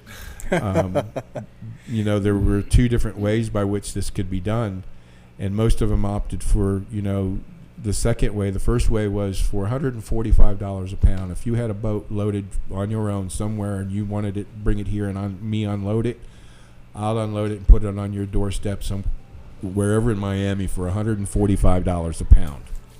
Now, if you want me to go to the Colombia or Jamaica or wherever the hell it is you want your shit from, because I have a connection now, you want me to do the whole route for you and put it on your doorstep, that's $175 a pound. But most of the guys that I was being connected with, and I had told in the story, I only ever wanted to know 2 guys in Miami. That was Carlito and Leo, a couple of Cuban guys. The cocaine cowboys and these idiots with their fucking money would come to you with the money. You give it to me, I'll deal with you, and you deal with whatever. I don't want to know anybody, just you guys. And it was, it was pretty cool that way. Right. So I never really knew whose job it was that I was doing, because I didn't give a flying fuck. I'll buy your shit for you, and I'll give it to these guys, and they can handle it. That's how, in in a roundabout way, I wound up working for the president of Panama at that time, Noriega. He found out through this bitch in Miami. Her name was Griselda Blanco. I don't know if you've ever heard this name. She was the godmother. Look her up and Google her. She was the godmother of cocaine. That's right. And most people understand the infamy of Carlos Escobar. But what people don't realize is the backstory by which Griselda and her husband brought Carlos later and Escobar out of the gangs in Medellin. They were pot dealers. Instructed them in the ways of gathering the coca paste and creating the cocaine hydrochloride, for them, setting them up to be the conduit between them and the United States. And Blanco invented the process, or the smuggling process, by where she would hire these most fantastic looking models, these beautiful women, and their bras and all their undergarments were padded and lined with cocaine. And they're flying all over into the United States, and it was very successful, because who the fuck would stop this beautiful fucking bitch? I mean, who knows she's got cocaine in her bra, you know? Yeah. But ultimately Griselda winds up getting somehow indicted for a kilo, and she disappears for a year. Resurfaces back in Miami under her own name, for Christ's sake. How stupid is the government under this one? And she created at that time what Time magazine called Paradise Lost. Miami turned into a death march, man. Barring any conflict of war on this planet, Miami was one of the most dangerous places to be on Earth at that time, because not everybody was trying to be the man, you know? And when people talk about, Escobar and his infamy, the means by which he operated, blowing airliners out of the sky to kill a congressman who didn't even get on the fucking thing, and just killing people indiscriminately, and just being that type of person. He learned to be that from this woman, because she turned Miami into that death field that it became. And hence the story of the cocaine cowboys comes out of that, and everybody trying to be the guy at that time. I actually saw the documentary on her, so I was very impressed. Yeah, that was a heck of a documentary. She would kill you like she was ruthless, like she's ordering a fucking pizza. Exactly. She was just that way. She didn't care. But that's how Escobar wound up to being the person he wound up being, and. What a lot of people don't realize as well is his right-hand man, Carlos Later. If you've seen the movie Blow, I've got that awesome review from the author of Blow on the back of my book, which one of you guys can read if you'd like. In the movie Blow, George Young's partner Diego is actually Carlos Later. He just changed his name. Yeah, because he's in witness protection right now, or for whatever their fucking reasons were. But that's how close, and the guy that I was working with in Colombia happened to be cousins of the Ochoa brothers, which was the Cali cartel. That's how I kind of know this, a little bit of the backstory about this, this story, and George's story. But we never did cross paths until later on, after he had gotten out and stuff. But he. Fortunately, had just passed away not too long ago. Yeah. But the guy that wrote his book wrote this review on the back of the book. If you'd like to read it, go here. Is it the top one here? It's this one. Okay. A wild and entertaining true story by one of the biggest pot haulers in American history. Speedboat chases, women, Colombian mansions. Tim McBride's tale of excess is a thrill to read. I bet it was a thrill to be there too, wasn't it? Because he's a St. Martin's Press author as well. He got an advanced reader's copy of this thing, and he read it, and he said, "Man, if you let me give this guy, let me offer this guy a review." And I thought, "Wow, how humbling is this?" The guy that wrote this very cool story. He says this, but when he talks about the Colombian mansion, that comes from one of the stories. The first job I ever did with Carlito and Leo, when I took on this adventure by myself, started. Now I'm the guy, And I'm just taking it in stride. This is not what I'm aspiring to be. It's just unfolding in front of me. Like I said, I'm Forrest Gump, dude. I'm running through the woods and hauling ass. People are chasing me and shit. The first job that I had put together for Carlito and Leo, they were kind of wanting to test me as well. Right. It's always a test. Yeah. So, I had to go down to Colombia. I had to meet with the boss. I won't ever say the man's name ever. Right. But in the book, I call him the boss. And I would meet the guy and pick out the quality material for them, to be their eyes and their ears on the ground and stuff like that, because I had this connection. They wanted, okay, then you go do it. Right. So my first trip down there to meet this guy, we fly in. Carlito and Leo and I, by that time, had purchased for, and it wasn't even quite $1 million, I don't think at that time, a business Learjet. And I could get there in about 5 hours, just over 5 hours, depending on wind speed, man. That's that's a quick trip. Yeah, that's a good trip. So I could fly over there, fly to Colombia in the morning. So I'm flying down there with this guy for the first time. I'm in this jet, and we get over the coast of, we get dry feet over Colombia, and all it's is a sea of green as far as you can see, man. That's all there is. And we fly for about another 30 minutes, and all of a sudden, here's this little white patch out in the middle of fucking nowhere, man. That's where we're landing, on this little white patch in the jungle that they've carved this fucking landing strip out for this jet to land on. But it was actually very well kept, this guy had his shit together, because you just don't land a jet like this on that, on a dirt fucking road. No, you don't. With potholes in it and shit, But it's doable, and it's inexpensive, and it was very, very well kept. So when this guy drops down in there, and we fly there, and I go in there, and with my bride, I take this guy Rudy with me to translate Spanish, because I don't know fucking Spanish. Yeah. And in order to communicate with this fucking guy, I got to have my guy, right? So we don't actually meet the dude, the master of the house, right away. We go back to this apartment on the back of the house, and this apartment was 4 times the size of my house here in the States. Because this house was built on the side of this mountain by his father, and we're talking generational. It was handed down to him by his father. This beautiful monstrosity of a home, just elegant as hell. It had the long, beautiful flowing drapes and the corbel, crown molding, and just the the lion heads, and it was a wonderful marriage of beauty and death all at once.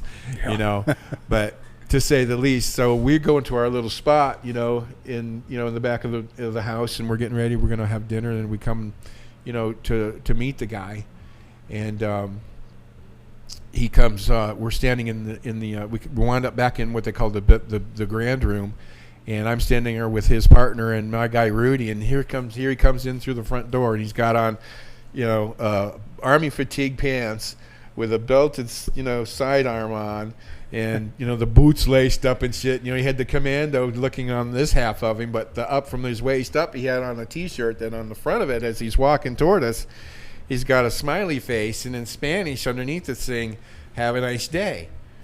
But as he walked by, you turn in that same smiley face now, it's got a smoking bullet hole in its head, and it says, "or else." So now I'm understanding the guy's got a sense of fucking humor, right? There you go. So that broke the ice for us right away, So we're translating, we're communicating, and then ultimately he goes, he just stops what he's doing, and he makes a run for the door. He goes, "Well, then let's go see what you're here to see." And he opens the front door and he goes, "I'm driving." He's got a Bronco, right? He's got this red and black fucking. It's like the little mule in this fucking Michael Douglas movie of Romancing the Stone. Oh yeah. It's funny as fuck, but he grabs an AK-47. And his buddy Rico runs out the door. He grabs one, and my guy Ruben, he runs out. He grabs one, and I'm thinking, oh fuck, okay. Might as well grab one. I grab one, and I run out the fucking door. Right? So we get in the back, and Rico and the boss man are up front, and we're driving, and we're getting, we get like 5 minutes into the jungle down this road, and all of a sudden we stop. The minute he opened the fucking door, I get smacked in the face with the smell of Colombian weed and burlap. the smell that I grew up with unloading boats on and shit. I mean, if they could figure out how to make a cologne out of it, you know, I'd be wearing that shit, man. Because, you know, it just does this to me, you know. And so I'm walking through this little bit of jungle and pushing these giant leathery fucking leaves out of the way, and all of a sudden I'm staring at what looks like an Incan ruin. It's this mountain of bales that's probably 12 feet high, if it's a foot. It's 20 some odd feet wide, and it goes almost 50 feet into the jungle. And I start to look around, and there's another one over here going this way. And then I look over here, and there's another one going this way. You know, and all this fucking bales are stacked up. And what he did is he hands me a bamboo pole that's about 6 feet long, and it's got a piece of steel on the end of it that's got an angle cut on it, kind of like a hypodermic, right? Right. And we're using his pipe. And I'm sticking the fucking things, and I'm, you know, put it in the pipe, and we're smoking like this, and I'm like, how many of them fuckers you got? You know, he's got guys up there that are now they're kicking them off. Right. You know, I got maybe 200. Kick them fuckers off, you know, because I want this as the I'll shit. take 200. So as they kick them off, I'm spraying this notorious mark that I'm famous for on the bales, because, you know, there's a reason for that as well. Okay. And then they're weighing. So when I get through testing and we get our job done and I'm done weighing and I get there and I reach the amount that I'm there to get, work quits and we all go back to the house and we shower and we get ready and we're going to have dinner and we're sitting out, and I'm sitting out, and this is the first night, mind you. And prior to going in to sit down to have dinner, we're sitting in this big room, and his wife knew that we were coming. So the day before, he had arranged for his wife and children to go stay with the in-laws rather than be with the house where, you know, we're ultimately conducting business. Yeah. But while she's gone, Rico and his pals and a lot of the guys that we were there the day afternoon we were weighing and marking the shit. And there's whores everywhere, dude. There's bitches all over the house, man. And they're just like bowls of cocaine everywhere and shit, you know. And I was sitting there, and I've got a drink, and he's got a drink, and we're talking, and he's translating, and all of a sudden this dude walks into the room that I don't remember seeing throughout the day. He leans over and he whispers something into the boss's ear, and I'm watching the boss's face, and all of a sudden it goes like, he gets one of these ashen like this, puts his drink down, gets up and kind of fast walks like he's walking out of the room, and I'm keying on this motherfucker. Excuse me. I put my drink down and I fast walk behind him. Right. And now he's in the hallway going toward the kitchen, and he's picking up the pace, and I'm picking up the pace, and I keep, if this fucker's going, I'm going, right? So he goes out the back door. He goes down over a veranda and down the set of stairs, and all the security lights from the edge of the jungle were facing in toward the lawn, toward the house. And once you got beyond that, you were in the dark. Yeah. And he was running like a motherfucker, and he gets like 25 feet or so inside that darkness, and he crouches down, and I went past him. I kept fucking running, dude. I went probably about 5 more steps, and I went like a fucking sprinter off the fucking starting blocks, man, and I hit the fucking bushes, and I'm laying there waiting for all hell to break loose, because this guy just ran out of his own fucking house. So I'm sitting there, and they got fucking mosquitoes the size of dragonflies, and I got shit, all over me from diving into the bushes. And all of a sudden, this guy sticks his head out the fucking back door of the house in Spanish, and he's going, whatever, like this. And all of a sudden, that motherfucker that I ran out with, he starts laughing.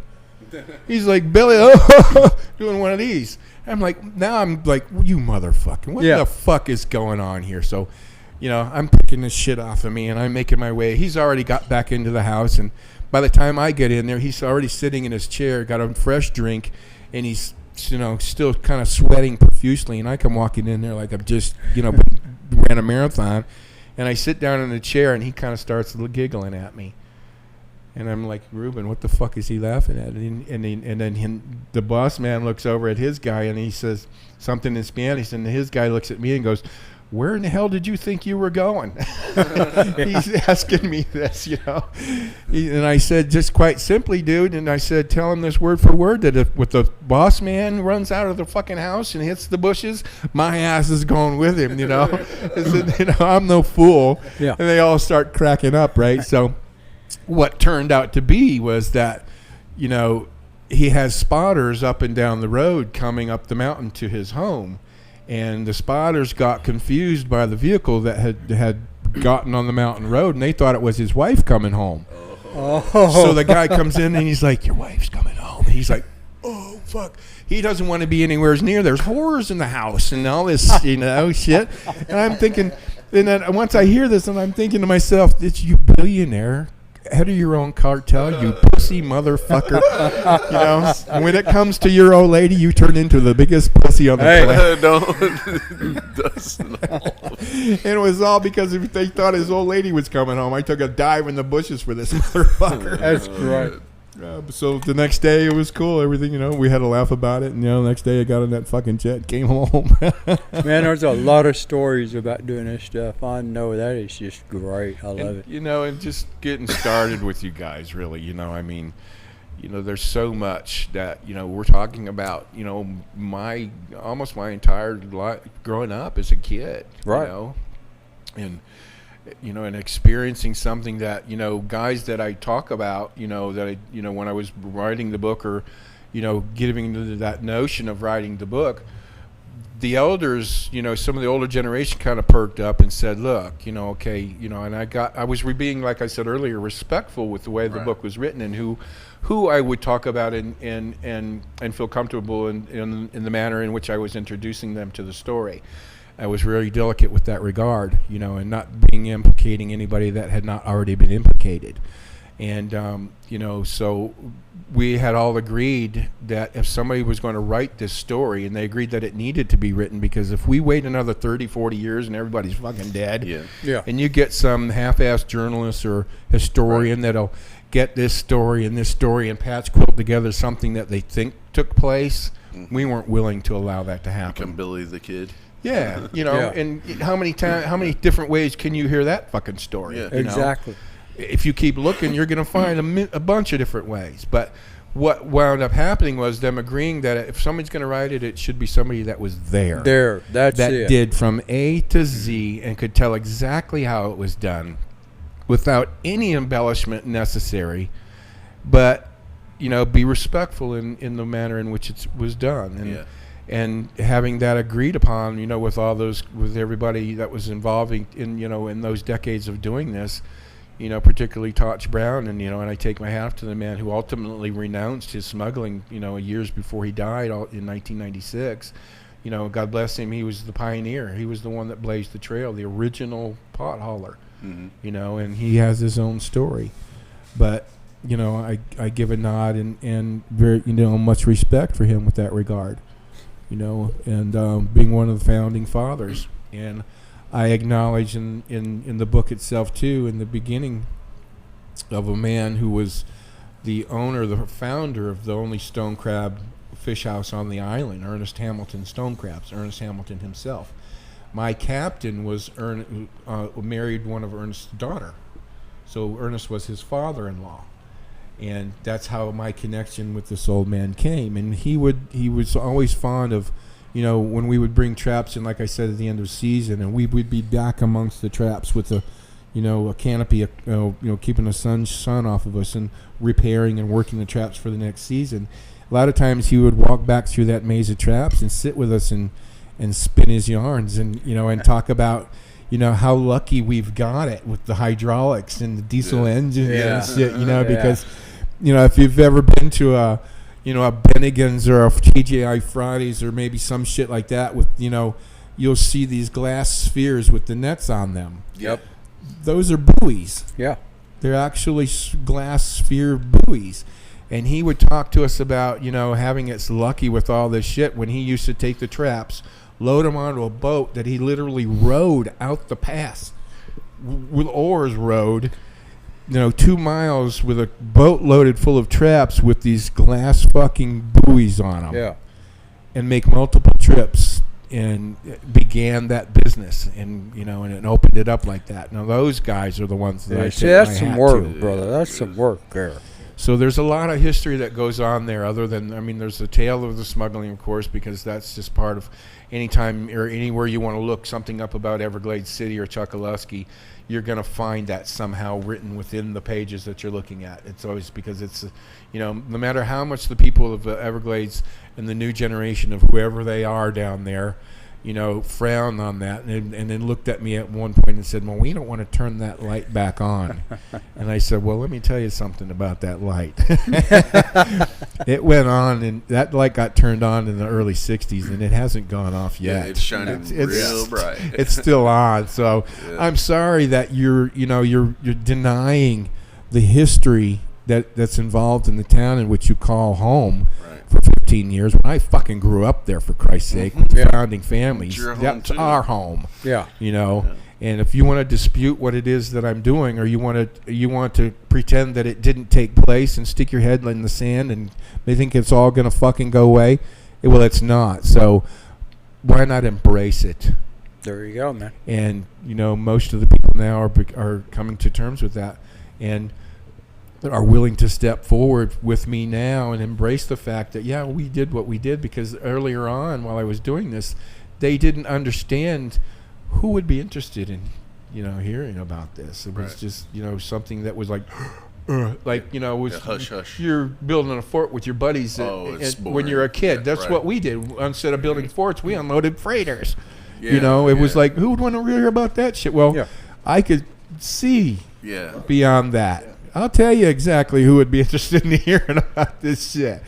And then coming to terms and realizing exactly in retrospect what exactly took place, and then hearing law enforcement's end of it, and how, enormous this thing actually was with regards to the paradigm shift that took place, whereby in the late 80s, when they finally took Operation Peacemaker and made it a reality, and took me as one of the first 38 with that 150 tons I talked about earlier.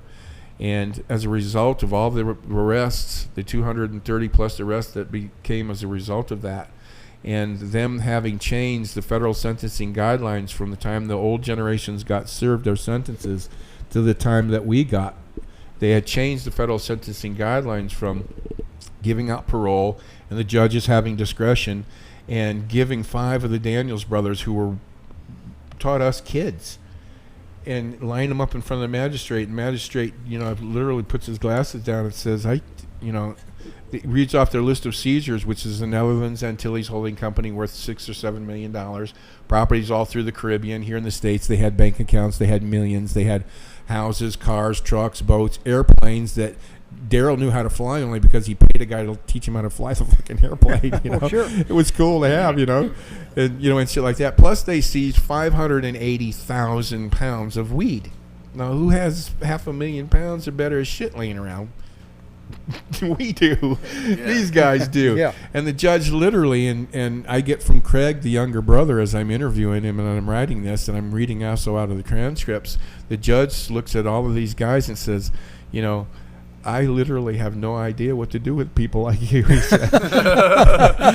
He said, I've never come across anybody quite like you guys. And Craig, the youngest brother, was my dearest friend. He'd been popped before, with a car or a truck or a load or whatever the fuck it was, and he'd already done some time. And the judge reminded him, keep in mind, this is your second time around, Mr. Daniels. Oh, yes, sir. Yeah. Well, the judge at that time, with the discretion that they had, gave his 4 brothers 36 months. 36 fucking months for flooding North America with weed, because there were no guidelines by which to sentence these guys. He said, your shit's off the chart. What the fuck? And he looks at Craig and he says, okay, Mr. Daniels, and he reminded him again, this is your second time. Yes, sir. Right. And the judge literally looks him in the eye and asks him, does 5 years sound like a long time? He asked him, looking right in the eye, and asked him, and Craig goes, yes, sir, that sounds like a hell of a long time. He goes, 5 years. Craig's out in 2.5. There you go. Because I'd have said probation really sounds bad too, Your Honor. Having said that, is the contrast by which I explained to you, it wasn't until only a year or so after that is when they changed to mandatory minimums. Mandatory. Now you get caught with this kind of a shit that they were doing, more than 2,000 kilograms. One indictment has 4 counts on it. Conspiracy to import over 2,000 kilograms, conspiracy to import with the intent to distribute, and one other stupid fucking one. I can't remember what it is right now, but each one of those is a mandatory 10 years to life and $1 million fine. So if you only got one indictment, you got a mandatory 40 years to life and a $4 million fine attached to that. And you ain't getting the fuck out of it because the guidelines only dictate that the judges have no more discretion. When mandatory minimum federal sentences were instituted on September 1st, 1987, we were still operating at that time as kids under the assumption that, hell, a guy gets caught on a boat or in a car or in a truck or whatever like that, he does 8-10 months. We keep the electric paid, the family fed, and then he goes right back to work when he gets home. Yeah. We were still operating under that assumption, but little did we know, no. Those sentences weren't having the desired effect, so the government changed to mandatory minimums, and we didn't fucking know this. All of a sudden, now you get in one indictment. That's 40 fucking years, and the judge has no discretion. It's done by slide rule. You got this, and there's nothing he can do about it. Right. It is what it is. He has no more discretionary measures by which to come to a reasonable sentence. So here we are, kids. We're the last of, everybody else's dads and everybody else has done their time and doing their time still in prison. And that very next year, and this is the rub about everything and why I'm able to sit here and talk to you about this, given that the fact that I had 4 indictments handed down to me. There were 4 counts on each one of those. That's 16 counts. That's 160 years mandatory to life and $16 million in fines. That's what they looked at me. And that's what the magistrate told me at that time. And I'm thinking to myself, why don't you make it 30 million? Yeah. What the fuck? It didn't really, it resolved itself under its own momentum by way of a simple thing that happened by United States government prosecuting and offering plea agreements in the way in which they did because of there were so many fucking people, man. There were hundreds of us. Yeah. I was only one of the first 38. I know I was working with 5 different crews. I know how many people it takes to run a crew. And you don't work that same crew, like I said, 2-3 nights in a row. They've got other people in town that got to take over and shit. So there was a hell of a lot of people involved in this shit. And I was told by the U.S. prosecutor one day that they just wanted to stop it. They just wanted to end it, But here they are. I know that you're going to get busted. They're talking about you. They're saying your name. All you got to do is give them Jimmy, Teddy, and Willie, telling them because they took a deal because within the plea agreement that they gave them immunity from prosecution from everything and anything that they've done so they can openly and freely tell them about what they've been up to, who they've been up to it with, and only hold 1 count in reserve, so they have to give you something. Now that you've cooperated, you're not bound by the terms of the mandatory minimums. They can sentence you below that now. Oh, there you go. They can give you 2 months. They can give you probation. They can send you fucking home if they choose to, or give you, whatever. But you're not bound now. Now you don't have life sentences. But what happened was, everybody, dude, they're saying your name, man. They're coming. They're going to show up at your door. Right. I would recommend, and everybody was saying to everybody that was in that position, take their agreement, because within the agreement is an immunity clause that gives me immunity. I've already got the agreement. Give them my name. Give them Teddy's name. Give them Jimmy. Tell on Teddy because they got immunity. You can't hurt them. So everybody winds up telling on everybody else, which was kind of cool. And nobody's hurting anybody. And to the United States government, every other entity involved in it didn't care that they were happy. Yeah. Well, they didn't care that they were saying and hearing a lot of the same names. All that told them was that they're getting all the right fucking people. Yeah. But when it came to a guy like me, they want to know who's the guys in Miami and where am I flying off to and where all corners of the Caribbean and shit, for a couple of days, or just sometimes I'd fly down for the day. I'd fly down early in the morning, weigh up a bunch of shit, purchase it, fly back and land back in Miami and drive that 2-hour drive back to Naples and be sitting across the bar from my bartender girlfriend at 9 o'clock at night. And she had no clue that I just left the country for the whole fucking day, just sit like that. But ultimately, what wound up happening was, the plea agreements that they were giving out was allowing everybody to duck those mandatory minimums, because done by design rather than by accident. And what I mean by saying that is that what the United States government realized after Operation Peacemaker is now they're getting kids. They're not getting all the adults have been gotten. Right. Life magazine wrote a 18-page centerfold article about a small Southwest Florida town tarred in drug smuggling, and most of its 600 residents say, "So what?" That's what it said right across it, like this. But it also went to tell about a small town in Southwest Florida of mostly women and children, because the entire male population's gone to fucking prison. And it was, an interesting story, but, it was unprecedented for Life magazine at the time. But, what they said was the absolute truth. But what they did was, by doing that, and, because they ultimately discovered that it was kids that they wound up, ultimately that was all that was left. It was those kids. We were the last generation to be doing this. Because you had to take care of your families. Well, that's what you were doing. Absolutely. We were doing that, but we were also justifying the fact that, we didn't consider ourselves criminal. Well, I don't consider you criminal. Don't call me either. criminal. If anything, you can call me an outlaw. Well, That's only I'll go with outlaw, but I don't go criminal. I'm working outside of your law that I don't necessarily agree with. Right on. So it's not my law, trust me. No. I'm not saying. I'm using the royal you, that sort of thing. But and what that ultimately wound up doing, in effect, was saying that it's very difficult for them to justify only a year before giving the fathers and the uncles and the older cousins 18 months, 14 months, and and shit like that, and then the very next year giving out their kids life sentences for doing the exact same fucking thing. It didn't sit right with them. No. So by design, they gave that loophole. But when it came to a guy like me, they needed that cooperation. Everybody that knew, in those days, it wasn't important that whose job it was. Even as a kid growing up in the industry, as I did, when I got those paper bags shoved across the kitchen table at me, 4 or 5 at a time, for jobs that I don't remember having done, I didn't give a fuck who was paying me. All I cared about was getting that fucking paper bag. And so when it came down to me being the guy, very few people knew who the guy was. There was an inner circle of guys, but you just don't stand on the bar and go, "Yeah, man, I'm the guy," that kind of shit. Right. That's just, you're asking to get stupid. You're asking you don't play Scarface. That's for sure. Your anonymity remains intact because it's ingrained in the way you were born in the industry and how you were brought up. The differences that were made when we talk about, making a statement with the lifestyles that we chose to live. You drive out Chokoloskee Island and you pass these ordinary, everyday-looking type trailers with, you might have a nice truck, a brand new truck, because, like I said, it's very lucrative, business to be in as a stone crabber.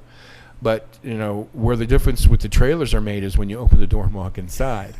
And you got the plush brand new Berber carpet, and you've got all the brand new leather, furniture, and the latest appliances and electronics and all this shit. The inside is just decked the fuck out. And it's all in this trailer that just is ordinary. When you drive past it, that's where the difference is made. And that's how you could get away with certain amounts and certain ways of doing things. And a lot of it comes right down to the simple fact that we did do a lot. And I wrote the book. I explained how it got done. I explained in the validation of law enforcement that was involved in it, the information that I could give them, as far as when they took Tim McBride and wanted him to cooperate now, who's the guy in Miami, and I said, no, I can't do that. I can't tell you that. Even though all the years that we were involved in this, and it spanned the 3 generations, never once, other than that time in Colombia, did I ever see a gun. And a gun was just because everybody else grabbed one, but we never had any need to use it. It was just out of habit that they did that. Yeah. But other than that, out of the whole time, never once did I ever see a gun, even growing up. And in course, corporal punishment wasn't getting your ass whipped. It was, you don't work for 3 jobs.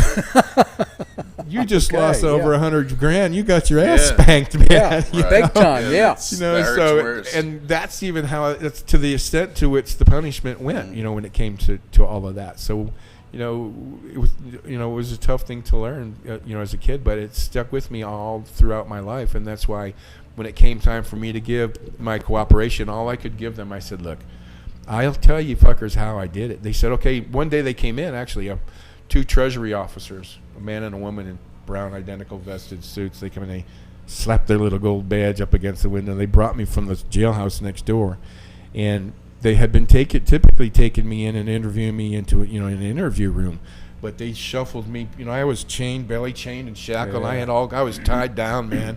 And they take me out of the jailhouse and around I'm on the sidewalk and I'm passing, good morning. I'm passing people. They take me and they pass up the room that I normally go into, and they put me in this other room with a glass partition and one of those little things you talk into like this. That's when I saw the little gold badges and I went, oh, fuck. Well, just like that. Out loud. And Susan Daltuva, who was the U.S. prosecutor who was prosecuting me at that time for this case, she was in the next room and she heard me say that. She comes busting through the door. She goes, no, Timmy, this is not what you think. And I said, well, Susan, why don't you maybe tell me what I think this is. What I should think, yeah. Or what is this? And because if it's about cooperation, just take me back home to my cell, because, that's not happening. She said, no. We understand that that's not possible because, like I was saying, even though what we did throughout the entire time that I did it growing up as a kid and learning this industry, not a shot was ever fired. It was never necessary to do that. Just because of the sheer volumes of money that we're, able to make, you made it that way. Yeah. She said, if you would, we'd like you to tell us how you were able to do this for like a decade, and we couldn't catch your ass. And I said, pretty much, in not so many words, I can tell you how dumb your asses are. Yeah. And I started off by saying, the 2 agents, can you tell me geographically, do you understand the geography of Everglades City? Oh, yeah, we do. I said, okay, cool. Do you know how many roads in and out of there are? Yeah, there's one. I said, fucking right. There's one road that goes in there and one road that comes out. And how many direct routes from that road to Miami are there? There's one. Yeah, there's one fucking way to get to Miami. The only way is down US 41. And I said, how do you think we got all those millions of pounds to Miami? I said, I didn't take it over there on the backs of fucking pelicans and porpoises, man. It went down that one fucking road that takes you to Miami. And 99 times out of 100, we just wave at you as we're going by because the daytime crew, were experts at, and we were all experts at hide it in plain sight. When you're at least, you're not expecting all these vehicles to be loaded down with fucking shit. That Winnebago that they gave me to drive, it had 11,500 pounds of shit on it. But it, if you normally put that in a regular a motorhome, that thing would be sparking the fucking highway all the way to Miami. Mm-hmm. But what they did was they put airbags in the springs, pump those and inflate those airbags up so they wouldn't compress, and that thing would just ride normal. So when I got it to Miami and got it unloaded, they just let the air out of the things and it would sit back and ride normal again. Just there like you go. Nobody ever knew that shit was in there. Uh-huh. So there's a lot of little subtle details that happened to make this whole thing work. So that's why I can't stress I can't stress enough the fact that the one thing that inspired me to write this book was of course the timing of it just happens to be right now happens to be absolutely relevant. Right. But at the time I was writing this, I was just wanting people to, now that it's becoming medically legal, and in a lot of states it's becoming recreationally legal, and you now have the opportunity and the ability to say, make that decision. Yes, I would like to try that and do it legally. What I'd like people to take away from reading the stories that I impart in here is, the nonviolent way in which it was done for generations and the way it could actually be done. Not go into smoking your first, having your first experience with cannabis be, the imprinted image of some poor Mexican dude whose life has been disoriented, and his family's held hostage in lieu of getting that bail he's got strapped on the back of his back across the desert, to make the money. When you can now take a picture of a medically graded fucking bud and ask the people who are about to make this decision and this choice, which would you rather smoke? This medically graded, homegrown, glistening with all its goodness in the sun, bud, yep. Or the shit this guy's humping across his back there.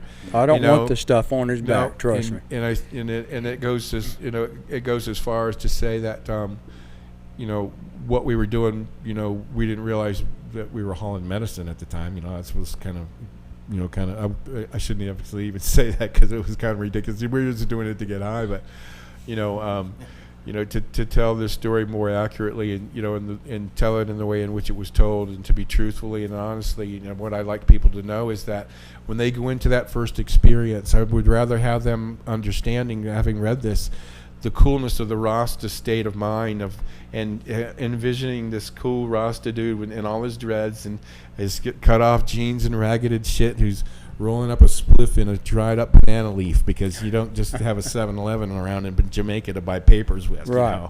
And I smoked a lot of weed on banana leaves, having been to Jamaica a lot of times in my life growing up. And, I want them to have that cool feeling.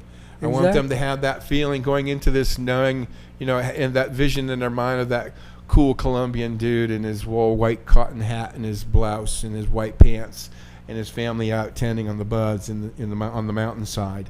Not this vision of these poor bastards and all this death and mayhem that's happening on our southern border. Right. Because that's what happens when you take it out of people like us' hands. Mm. And that information was imparted to me by the supervisor of Homeland Security, and he said, when I said, how does it feel having taken it out of the hands of generations of people that never fired one fucking shot at you? Yeah. To all the 30,000+ deaths that are occurring along our border because of it. How do you feel about that? He had nothing to say. Didn't say anything. And what people try to understand, and I try to get them to understand, is because of that experience and because of the nonviolent aspect of it, and the way it could be done that way is because I'm buying 30,000 pounds of Colombian redbud for $10 fucking a pound. That's $300,000. That's a night of bar money for a lot of cocaine cowboys and the guys who were fucking around in Miami, and some of us guys even too at that time. But we never wanted to fuck with it. We didn't want to sell it. We just wanted to move it, get paid to move it, and shit like that. But if I could take $300,000 and buy 15 tons of your shit for you, and in 8 to 15 days, depending on any weather patterns that may occur throughout the voyage from South America to South Florida, I can turn that $300,000 into $15 million plus in a matter of weeks. Now, are you shooting at my ass? Fuck no, man. You can't give me money fast enough to go back. Because what that says in reality is that now that I've got that first load in, they have not only minus $5 million, which is usually my fee for a job that size. They'd make $10 million. So they've not only made $9,700,000, they've made their $300,000 initial investment back. Right. But if you take the math and do it a little further, you can take that $300,000 and divide it back into $9,700,000, and you come up with a number 32. That number 32 represents the number of times the chances I have to get their next load in. And all I have to do is get that last fucking one in. I can lose all 31 except that last one. They've still made money. That's how ridiculous. Wow. That's how ridiculous. All that's paid for, and I never lost a load. That's some crazy margins. I never lost. It really is. It is. It's incredible. And I never lost a load, and I'm fond of saying that I never gave away. And people say, what do you mean you never gave away? Well, I'm buying this shit for $10 a pound. I can buy 17. I can spend $170,000, which is nothing. I've spent that in a nightclub in a night. Yeah. And I can buy 17,000 pounds of shit, put it in an old rickety ass fucking boat somewhere, and set it adrift off of Naples, and have one of my buddies call and say, hey, we think there's a boat out there with pot. Score, and all the cops show up, and everybody's bingo, and then while they're fucking with that, I'm bringing 30 tons in down here. There you go. And it only cost me $170,000, and I made $3 million. Let them fucking have it. Those when I say give it away, that's what I mean by give it away. And That's and I know a lot of people watching, a lot of people listening, and and whether you decide to read the paperback or whatever, there is a Kindle version, there is an Audible version. Just let this cool guy Wes Talbot tell you the fucking story. Or just push a download and read it yourself, and stuff like that. But the important thing was that people understand that there was a way in which this could be done that doesn't, anything on the Mexican border that's taking place has no reflection on at all the way it was done and the way it could be done. Oh, no, not at all. And what I took away from my visit also with the Homeland Security was the simple fact that once they ended our operation through Operation Peacemaker, and stopped all the 5 crews working Southwest Florida, that basically ended Caribbean marijuana from coming into the United States. That was the end of it. Because what took place was the Sinaloa cartel began to take over, and they've been around. There's nothing new about these guys. They've been around forever, But they didn't want the Colombian or the Caribbean weed. They wanted to sell their own brick weed, like we talked about. Right. They didn't want the fucking weed. So what happened was the shift in Caribbean weed wound up going into North Africa and into Europe. That market still exists. What the Mexicans wanted was the cocaine, because they could grow the opium poppy to make the black tar heroin, and they could grow the weed, but they couldn't grow the coca plant. So they had to now, instead of the cocaine cowboys, because they eradicated it in Miami and got rid of Blanco and ended the cocaine cowboys' reign. That's when the Sinaloa and the Mexicans picked up the cocaine trade. That's how it became what it is now. That's why it comes through Mexico. They ended the paradigm shift was take it out of the hands of people that never fucked with you, and gave it to these bloodthirsty cocksuckers that are killing people. Yeah. Wow. Live with that. Smart. Live with that, man. But like I said, basically what I like people to take away from this is that the simple fact that it was family, it was generational, it was proof, and it's documented and validated in such a way to let you realize that, smuggling isn't, it doesn't have to be a death, live or die sort of an affair. And there was a saying that went around quite prevalently, at that time, and it still floats around today, that, the cocaine industry was done with a gun. The marijuana industry was done with a handshake. Right on, brother. There you go. I love that. That's great. We'll leave it at that for right now. Unless you got the question you might want to ask me, or. Man, you've we've been answered a lot, but I'm looking forward to reading the book myself. And where can we get it? You can get it on Amazon. The paperback editions are the second edition printings. Okay, cool. It was such a popular read that they decided to go ahead and put it back into print.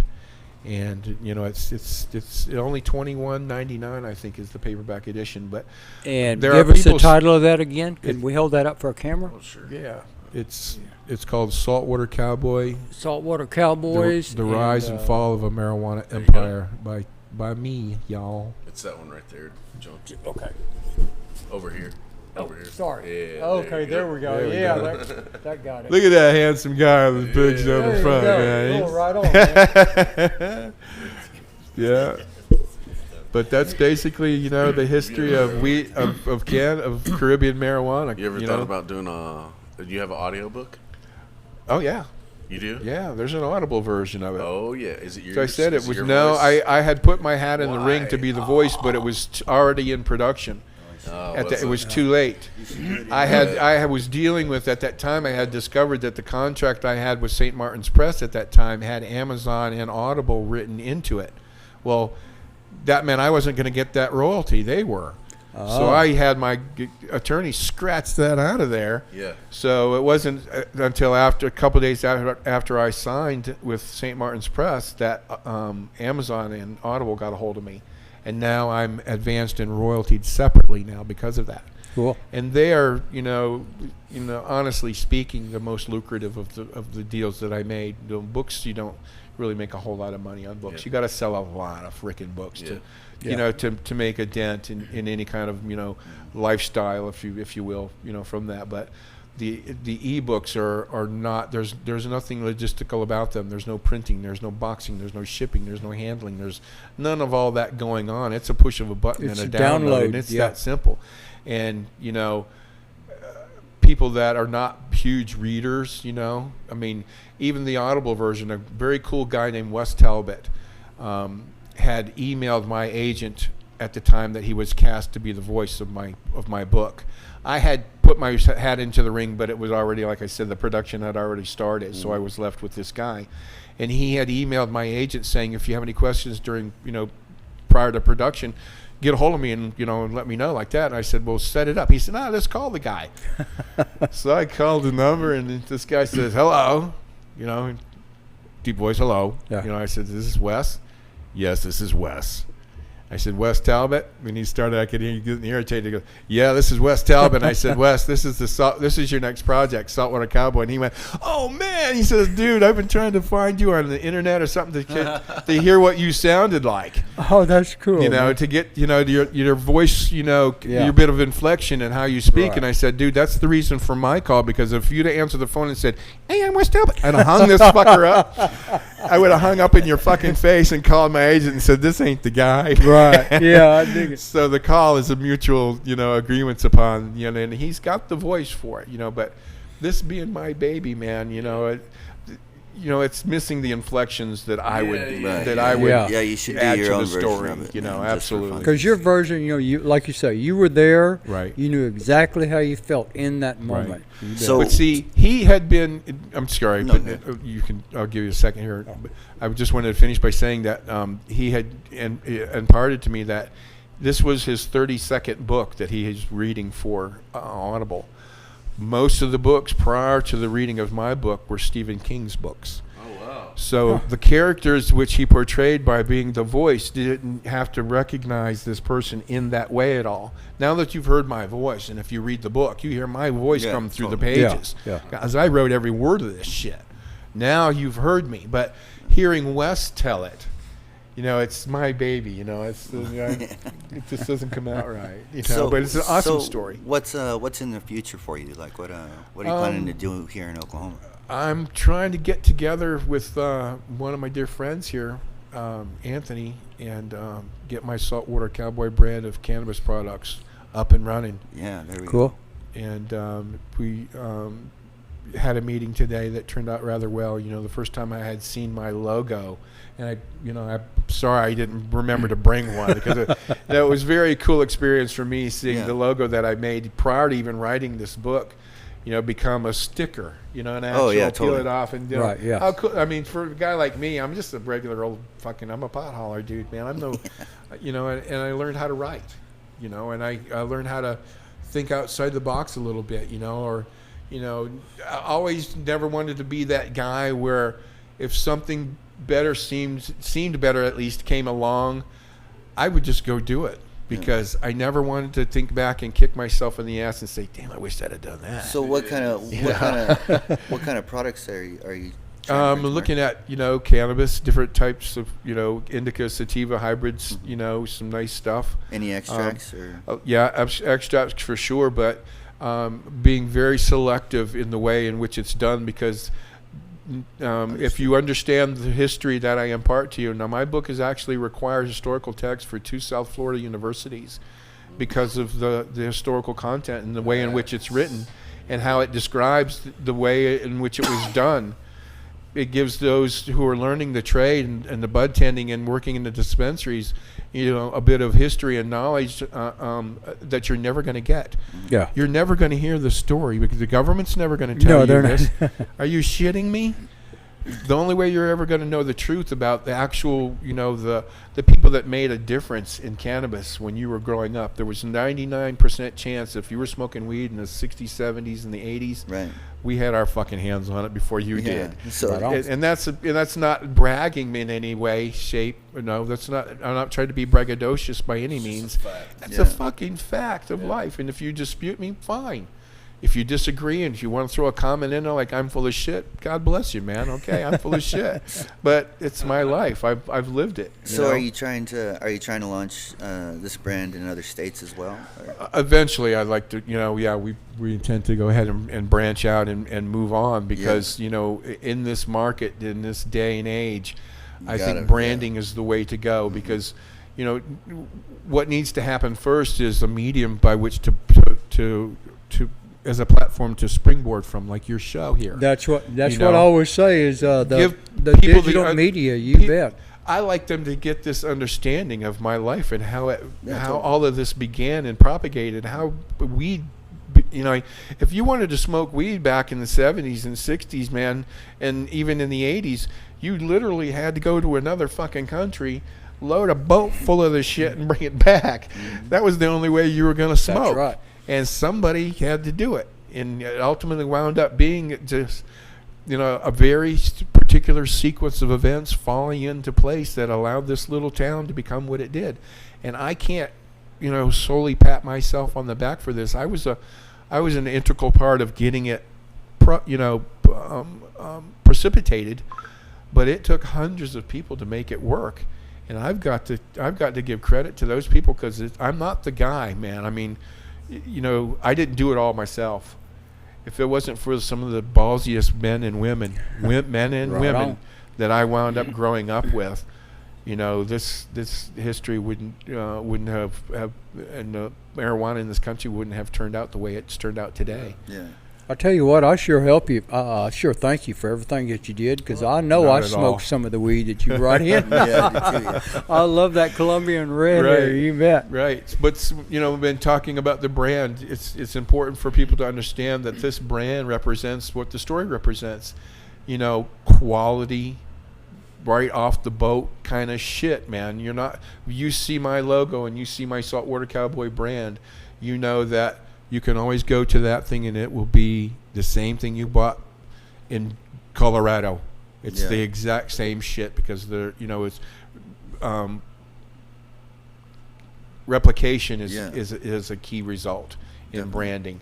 People know and they recognize it, and even when it comes down to different strains throughout the year of different bud, making sure that what I'm offering you is the primo shit. You're going to know it by looking at that logo. You're going to know that walk right up there. You're going to get, and you're going to be satisfied with what you walk away from.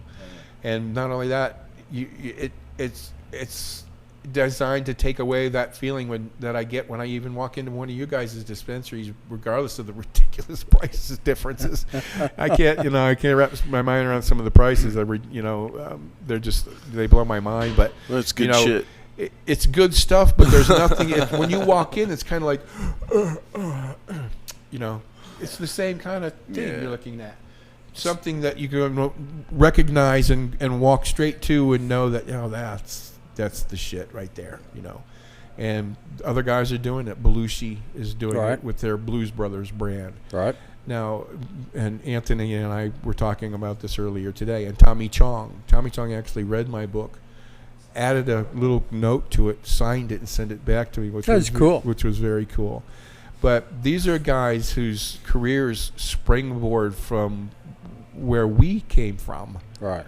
They were bringing that weed to the backstage of SNL. Well, who do you think they were getting that shit from? Yeah.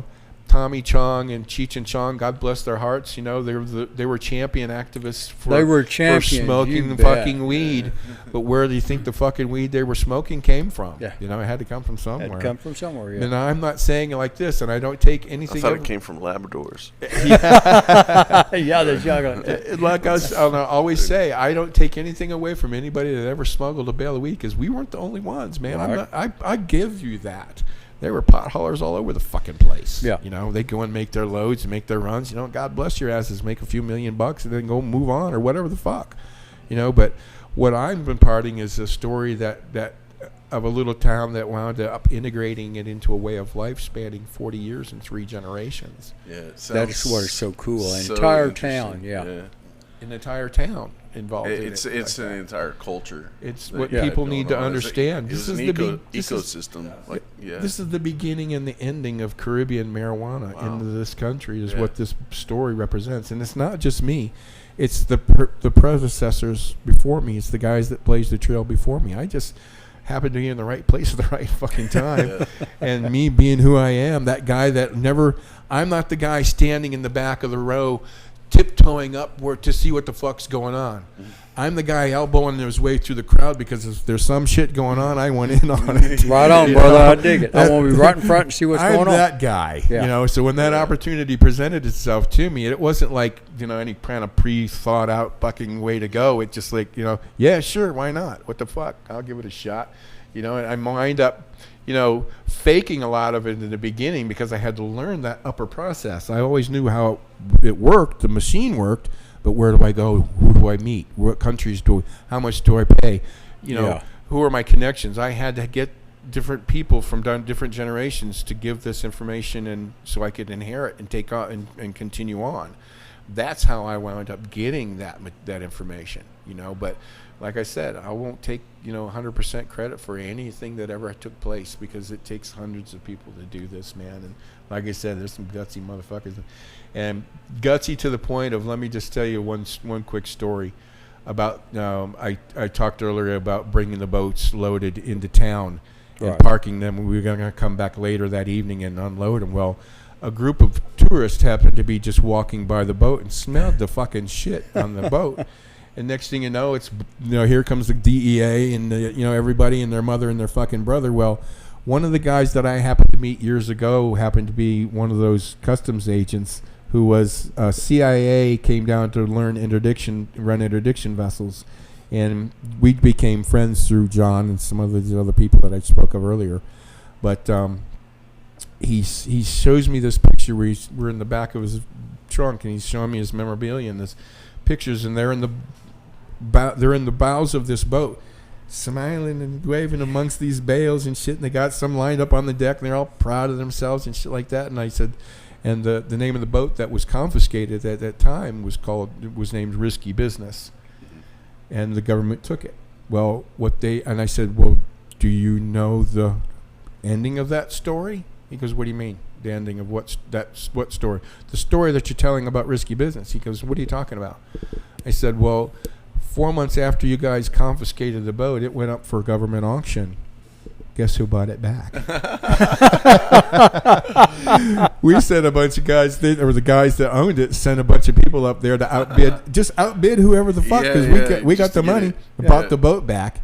But what they did is a big final you is what they re-registered and renamed it Still Kicking.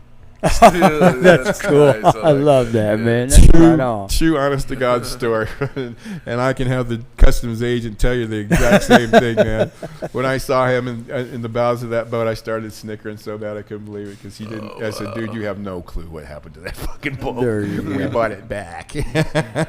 Well, man, let's wrap this up and let's go ahead and let everybody know where they can. Yeah, how they can get a hold of your book. They can. You can email me if you do manage to get the book. If you'd like to get it signed, I'd be very happy to do that for you. You can contact me through email, and it's POTHAULER, pothauler@gmail.com, and it's a simple process whereby you mail your book to me with, obviously, of course, return postage. I'll be happy to personalize it and sign it for you. That's pothauler@gmail.com. You can purchase the book on Amazon.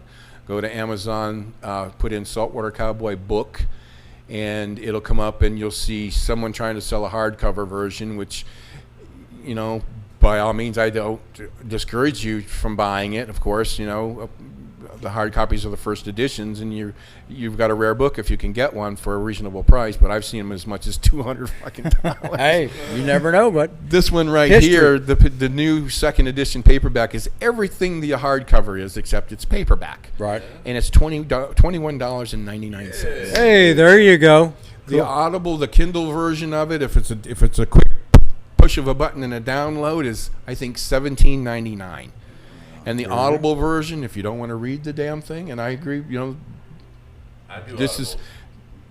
You know, there's a lot of generations of readers are being faded out. You know. Yep. Okay, then get the Audible version of it, which is a free download. If you sign on to the Audible thing, it's a free download. Oh, okay, cool. And let Wes fucking tell you the story, man. There you go, man. You know, you don't even have to. Signings, are you going to be doing any pop-ups or anything like that? Working on that, you know, because doing this some is pop-ups. what I'm Cool. doing here now. I just got here yesterday. Oh, okay, yeah, that's And right. What we're doing now is, you know, I'm starting to get my bearings a little bit, my feet on the ground, and with Anthony Smith's help, You guys got an Instagram? as connected as he is, you know, and a good a dude as he is, we're gonna, you know, kick this thing off, and you know, and what's gonna help, you know, pick up the momentum, if you will, for a lack of a better way of putting it, is for people to understand what this brand represents. It represents how marijuana began and ended in this country. There you go. You know, and the families and generations of people that made it happen, that had the balls to step up and say, you know, fuck it, let's go for it. That's the thing. The people had to step up and say, okay, we know people want this. Who wakes up every morning and unloads a 40-ton boat of fucking weed? There you go. You know, and like I said, there's a lot of there's going to be haters out there, and I'm okay with that. It happens. What can you say? Know, they're out there. That's cool with me. You know, but you know, I don't want to keep going on, and because I could go on for fucking You could ever. go on for a while. You know, on top of the fact that you got me stoned out of my fucking skull. Yeah, I think which was very we all cool. got. Yeah, man. But that's what it's all about. I'm not going to complain. Anyway, it's been a fascinating discussion. I just want to sit and listen to you talk for hours, actually hours more. But I know that we probably don't have the memory for that. First of all,